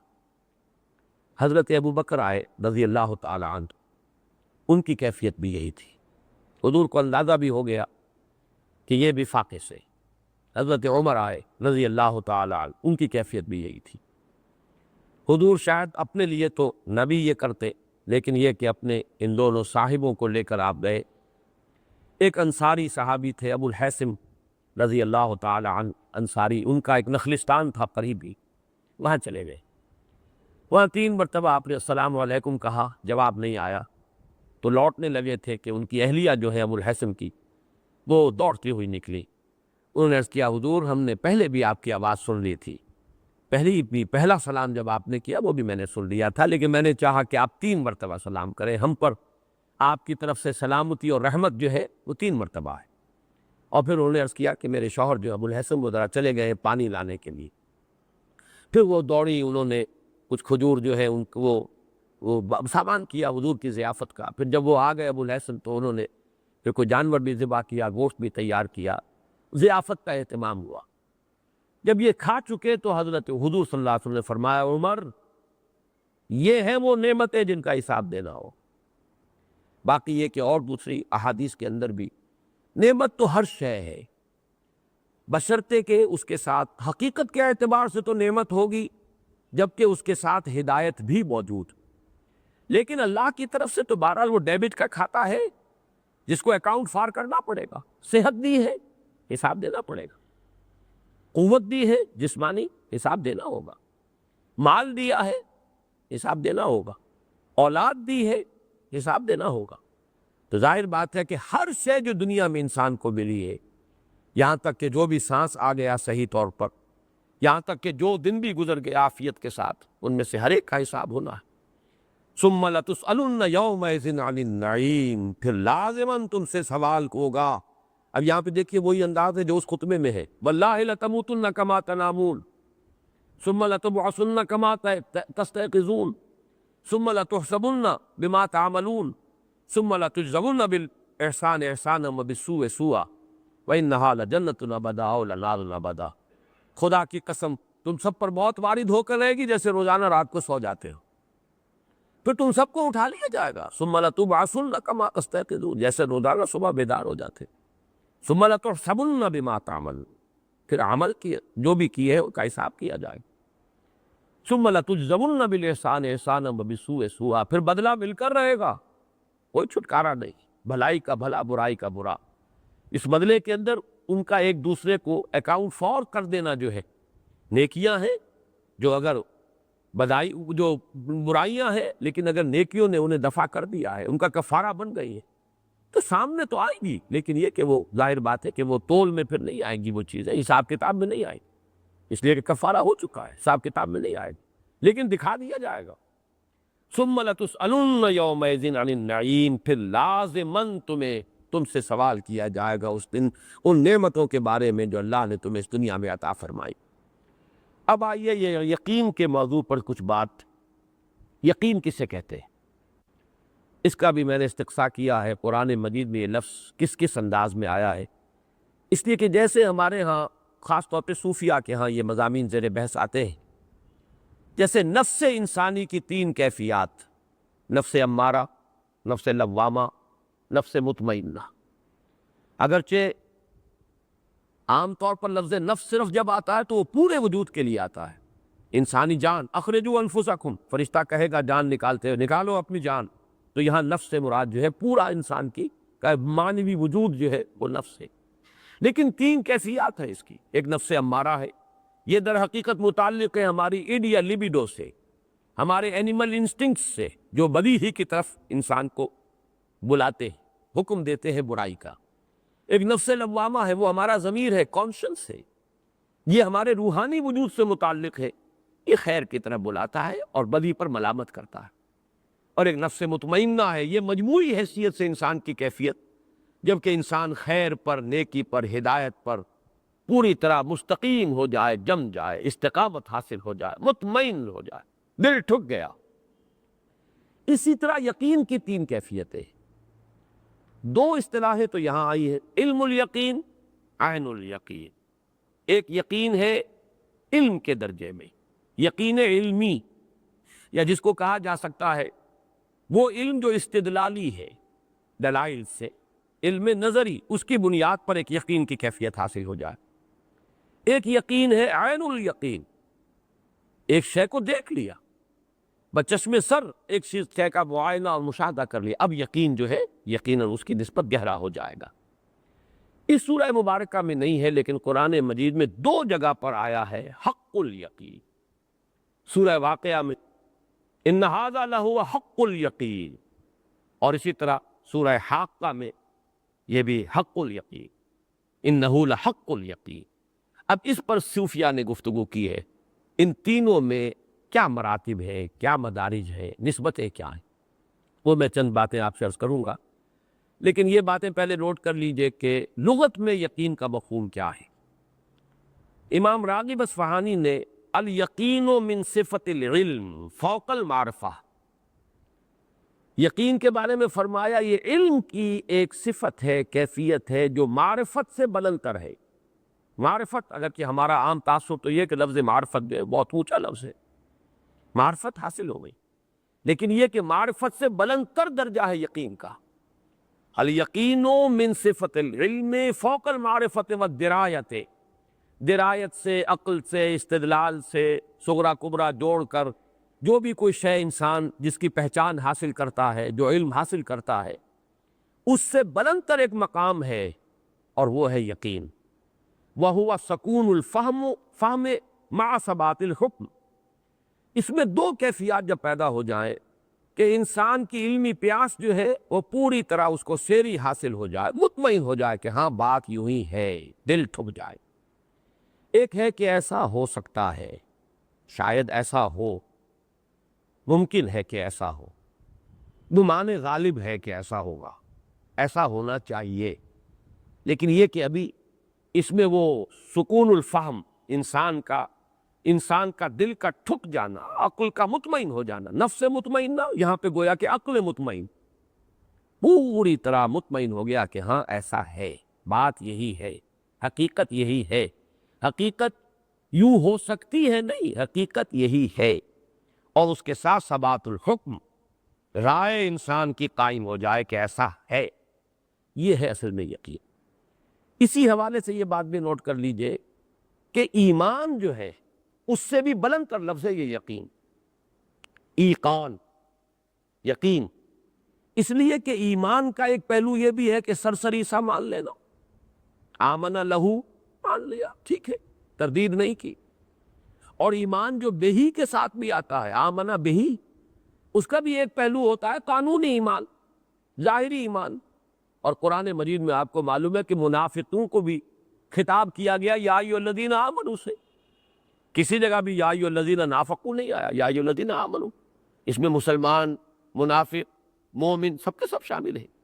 لیکن یقین کا لفظ جو ہے دو مرتبہ قرآن مجید میں آخرت کے بارے میں خاص طور پر، وَبِالْآخِرَةِ هُمْ يُوقِنُونَ وَهُمْ بِالْآخِرَةِ هُمْ يُوقِنُونَ، سورہ بقرہ میں وَبِالْآخِرَةِ هُمْ يُوقِنُونَ، اور سورہ لقمان میں وَهُمْ بِالْآخِرَةِ هُمْ يُوقِنُونَ. زور تاکید کے لیے ہم کو بھی دوبارہ دو مرتبہ سورہ لقمان میں لائے، اس لیے کہ واقعہ یہ ہے کہ آخرت کا صرف مان لینا مفید نہیں ہے جب تک کہ اس کا یقین پیدا نہ ہو جائے. اور یہی بات کہی گئی ہے، اِن نَظُنُّ إِلَّا ظَنًّا وَمَا نَحْنُ بِمُسْتَيْقِنِينَ. وہ گمان سا تو ہوتا ہے کہ ہاں آخرت ہوگی، بات واقعی وزنی ہے، مدلل ہے. آخر نیک اور بد برابر تو نہیں ہو جانے چاہیے. بات وزنی ہے آپ کی. اگر نیکی نیکی ہے تو اس کا بدلہ ملنا چاہیے، خیر بھلا، اور اگر بدی بدی ہے تو اس کی سزا ملنی چاہیے. لیکن دل نہیں تھکتا. ان نظن الا ظنا وما نحن بمستيقنين. اصل شے جو مطلوب ہے وہ یقین ہے آخرت کا. وبالآخرۃ هم یوقنون وهم بالآخرۃ هم یوقنون. یقیناً کا لفظ قرآن مجید میں ایک جگہ آیا ہے سورہ نساء. وما قتلوہ یقینا، ہرگز قتل نہیں کیا حضرت مسیح علیہ السلام کو یہود نے. یہ ان کا مغالطہ ہے، یہ خامخواہ کا ان کا خیال ہے. یہ ایک مشتبہ صورت تھی جو ان کے لیے بنا دی گئی. 2 مرتبہ یہ لفظ آیا ہے موت کے معنی میں قرآن مجید میں. سورہ ہجر میں حتی اتانا الیقین، یہ سورہ مدثر میں، اور وعبد ربک حتی یاتیک الیقین سورہ ہجر میں. یعنی یقین وہ یقینی شے، شدنی امر، جس کے ہونے میں کوئی شک ہی نہیں. اس سے بھی اصل میں اس یقین کا جو لغوی مفہوم ہے اس پر روشنی پڑتی ہے. موت وہ شے ہے جس کا کوئی انکار نہیں کر سکتے. موت وہ حقیقت ہے کہ جس کا انکار ممکن نہیں. اللہ کا انکار کیا جا سکتا ہے لیکن موت کا انکار نہیں کیا جا. سب سے زیادہ یقینی شے جو ہے وہ موت ہی. تو یقین، الیقین کہا گیا موت کو. وَاعْبُدْ رَبَّكَ حَتَّىٰ يَأْتِيَكَ الْيَقِينُ. آخری وقت تک آپ اپنے رب کی بندگی کرتے جائیے. آخری سانس بھی آپ کا بندگی رب کی کیفیت میں نکلنا چاہیے. اور یہ کہ حتیٰ اتانا الیقین سورہ مدثر میں یہاں تک کہ موت آ گئی. اب یہاں پر جو میں یقین جو آیا ہے، علم الیقین، عین الیقین اور حق الیقین، ان 3 مدارج یا مراتب کو ایک سادہ سی مثال سے پہلے واضح کر دوں. آپ نے دیکھا کہیں کہ دھواں ہے، آپ نے نتیجہ نکالا کہ آگ لگی ہوئی ہے. دھواں آپ نے نہیں دیکھا، یہ علم الیقین ہے. یہ نظری علم ہے کہ آپ کو معلوم ہے کہ آگ جہاں ہو وہاں دھواں ہوتا ہے، دھواں جہاں ہو وہاں آگ ہوتی ہے. یہ لازم و ملزوم ہے. لہذا دھوئیں کو دیکھ کر آگ کا حکم لگانا یہ علم الیقین ہے. قرائن سے، درایت سے، عقل سے، استدلال سے، دلیل سے یہ کائنات ہے تو یقیناً کوئی پیدا کرنے والا ہے. یہ مخلوق ہے تو کوئی نہ کوئی خالق ہے. یہ دلیل ہے، استدلال ہے. لیکن یہ کہ اس سے جو یقین حاصل ہوگا وہ علم الیقین ہے. نظری علم، استدلالی علم، اس کی بنیاد پر علم یقین. البتہ یہ کہ اس میں مدارج ہوں گے، گہرائی ہو سکتی ہے، وہ میں بعد میں عرض کروں گا.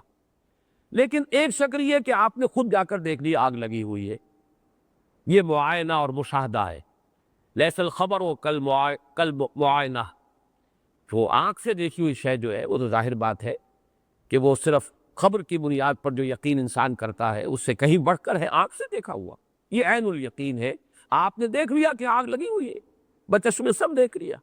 اس میں کسی استدلال کا پہلو نہیں ہے، یہ تو براہ راست مشاہدہ ہے، معائنہ ہے. لیکن یہاں اب نوٹ کیجئے، ابھی ایک مرحلہ باقی ہے. انسان کے حواس کبھی کبھی اسے دھوکہ بھی دیتے. کان بج رہے ہیں حالانکہ آواز کوئی نہیں ہے، یا کوئی شے نظر آ رہی ہے، رنگ نظر آ رہے ہیں، حقیقت میں کوئی نہیں ہے. یہ آپ کی اپنی بینائی کا انتشار ہے. حواس دھوکہ دیتے انسان. اسی لیے وہ بہت مشہور مصرع ہے کہ آنچ می بینیم یا رب یا بیداریست یا رب یا بے خواب. پروردگار جو کچھ میں دیکھ رہا ہوں یہ خواب میں دیکھ رہا ہوں یا حقیقت ہے، یہ بیداری ہے. دیکھتا ہے انسان لیکن اسے یقین حاصل نہیں ہوتا کہ میں دیکھ رہا ہوں، واقعتاً دیکھ رہا ہوں. اسی کے برعکس کیفیت ہے وہ جو سورۃ النجم میں آئی ہے، ما کذب الفؤاد ما رأى. محمد الرسول اللہ صلی اللہ علیہ وسلم کی آنکھ نے جو دیکھا دل نے جھوٹا نہیں کہا. بالکل جس کو ہم کہیں گے قلب و ذہن، آنکھ اور دل کی آنکھ، ظاہر کی آنکھ اور دل کی آنکھ، دونوں نے کامل ہم آہنگی اور موافقت کے ساتھ دیکھا جو کچھ دیکھا. دل نے تصدیق کی اس کی کہ جو کچھ دیکھا ہے آنکھ نے. لیکن ایسا بھی ہو سکتا ہے کہ آنکھ جو کچھ دیکھ رہی ہے دل جھٹلا رہا ہو. نہیں نہیں نہیں، یہ بات ایسی صحیح نہیں معلوم ہوتی، کوئی دھوکہ ہے. یہ آگ نہیں ہے، آگ کی کوئی صورت ہے. یہ برف نہیں ہے، معلوم ہوتا ہے کوئی سلی ہے. یہ تو برف کی سل نہیں ہے بلکہ کوئی کانچ کا ٹکڑا ہے. یہ انداز ہو سکتا ہے. لیکن اگر آپ نے انگلی بھی اس آگ میں ڈال لی اور اس کی تپش اور جلن کو خود محسوس کر لیا، اب یہ حق الیقین، یقین کا آخری درجہ. یہ حق الیقین جو ہے یہ ہے اصل میں وہ درجہ کہ جو مطلوب ہے۔ اس میں اگرچہ اب بحثیں ہیں صوفیہ اور متکلمین کے مابین۔ صوفیہ نے بڑے طنز کیے ہیں متکلمین پر، پائے استدلالیاں 24 بغد، پائے 24 سخت بے تمکین بود۔ یہ استدلال اور عقل اور منطق کے حوالے سے کچھ چیزوں کا ماننا یہ بہت ہی بے تمکین ہے، بے ثبات ہے، اس کی کوئی حقیقت نہیں ہے۔ اصل شے تو وہ ہے کہ جو آدمی کا اپنا مشاہدہ ہو، اپنا تجربہ ہو۔ لیکن ظاہر بات ہے کہ دوسری طرف اس بات کی بھی نفی ہے اور بڑی پرزور نفی ہے۔ یہ عین الیقین تو دنیا میں حاصل نہیں ہو سکتا، عین الیقین تو آخرت ہی میں حاصل ہوگا۔ یہاں تو بہرحال ہمیں ایمان لانا ہے، یؤمنون بالغیب، غیب کا پردہ حائل رہے گا۔ اس دنیا میں رہتے ہوئے تو علم الیقین سے آگے کا کوئی درجہ بہرحال ہمارے لیے، عین الیقین کا کوئی درجہ جو ہے وہ تو بہرحال ہمارے لیے حاصل نہیں ہو سکتا۔ یہ تو جو بھی ہوا محمد الرسول اللہ صلی اللہ علیہ وسلم کے ساتھ ایک خصوصی معاملہ اللہ نے کیا، تجربہ کرایا اور آپ کو دکھایا گیا وہ سب کچھ۔ لیکن یہ تو بہرحال معجزات میں سے ہے، یہ اللہ تعالیٰ کی طرف سے ایک خصوصی مشاہدہ ہے جو کرایا گیا ہے، اور اس کے بارے میں بھی آپ کو معلوم ہے کہ اللہ تعالیٰ کا بھی کی رؤیت ہوئی یا نہیں ہوئی اس میں اختلاف ہے۔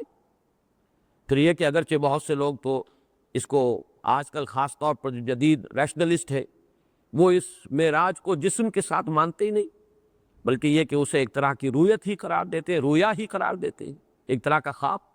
لیکن یہ کہ اہل سنت کا اجماع ہے کہ یہ معراج بجسد ہی شریف ہوا ہے، اپنے جسم مبارک کے ساتھ معراج ہوا ہے محمد رسول اللہ کو، اور وہاں جو کچھ آپ نے دیکھا ہے وہ بچشم سر دیکھا ہے، اس سر کی آنکھ سے دیکھا ہے۔ کیا دیکھا ہے یہ ہم نہیں جانتے، وہ تو جیسا کہ سورۃ النجم میں آیا ہے کہ اذ یغشی السدرۃ ما یغشی ما زاغ البصر وما طغی لقد رأى من آیات ربہ الکبریٰ، جبکہ اس بیری کو ڈھانپے ہوئے تھا، جو ڈھانپے ہوئے تھا تمہارے فہم سے وہ بالا تر ہے، تم نہیں سمجھ سکتے، تمہیں بتانا بھی بیکار ہے، اس کا کوئی تخیل بھی تمہارے لیے تصور بھی ممکن نہیں۔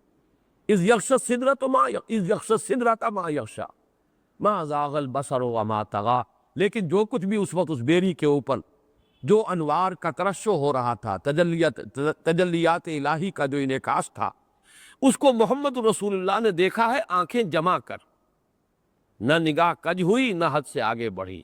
لقد رأى من آیات رب الکبریٰ، دیکھا آپ نے اپنے رب کی بڑی عظیم آیات۔ بہرحال وہ جو کچھ دیکھا بچشم سر دیکھا، لیکن وہ معاملہ جو ہے وہ تو خالص استثناء ہے ہمارے لیے، عام انسانوں کے لیے۔ یہ جو ہے دیکھنا، اور حضور کو تو دنیا میں بھی دکھایا گیا۔ آپ نے ایک مرتبہ جب کہ نماز استسقاء پڑھا رہے تھے تو آپ کا ہاتھ اچانک اٹھ گیا آگے، ایک مرتبہ آپ ذرا پیچھے کو ہٹے، تو اس میں لوگوں نے پوچھا کہ کیا معاملہ ہوا حضور، کیا یہ نماز ہی کا حصہ ہے؟ آپ نے فرمایا نہیں، صورت یہ ہے کہ میرے سامنے جنت لے آئی گئی اور بے اختیار میرا ہاتھ اٹھ گیا کہ میں اس کا کوئی پھل جو ہے وہ توڑ لوں، اس درجے مشاہدہ قرب، اور میرے سامنے دوزخ لے آئی گئی دوسرے مرحلے میں، اور اس کا جو گرمی اور حرارت کا جو بھمکا تھا اس کی وجہ سے میں پیچھے ہٹا۔ تو اس دنیا کے اندر بھی مشاہدات اللہ تعالیٰ نے کرائے ہیں، لیکن یہ کہ جان لیجئے کہ یہ جو عین الیقین کا درجہ ہے یہ یقین آخرت کے لیے ہے، یہ انسانوں کے لیے، جو فرمایا کہ ثم لترونها عین الیقین، پھر لازماً تم دیکھ کر رہو گے اسے، یقین کا دیکھنا، وہ عین الیقین ہوگا، وہ یقین حاصل ہو جائے گا جو معائنہ اور مشاہدہ سے ہوتا ہے۔ لیکن اصل سوال یہ ہے کہ کیا علم الیقین کے نتیجے میں بھی حق الیقین پیدا ہو سکتا ہے؟ یقین کی وہ گہرائی کہ جو بالکل اپنی انٹینسٹی میں اس درجے کی ہو جس درجے میں کہ بچشم سر کسی شے کو دیکھنے سے یقین کا درجہ حاصل ہو سکتا ہے، یہ ہو سکتا ہے یا نہیں؟ یہاں ہے در حقیقت اختلاف، اور یہ مسئلہ ہے بہت اہم۔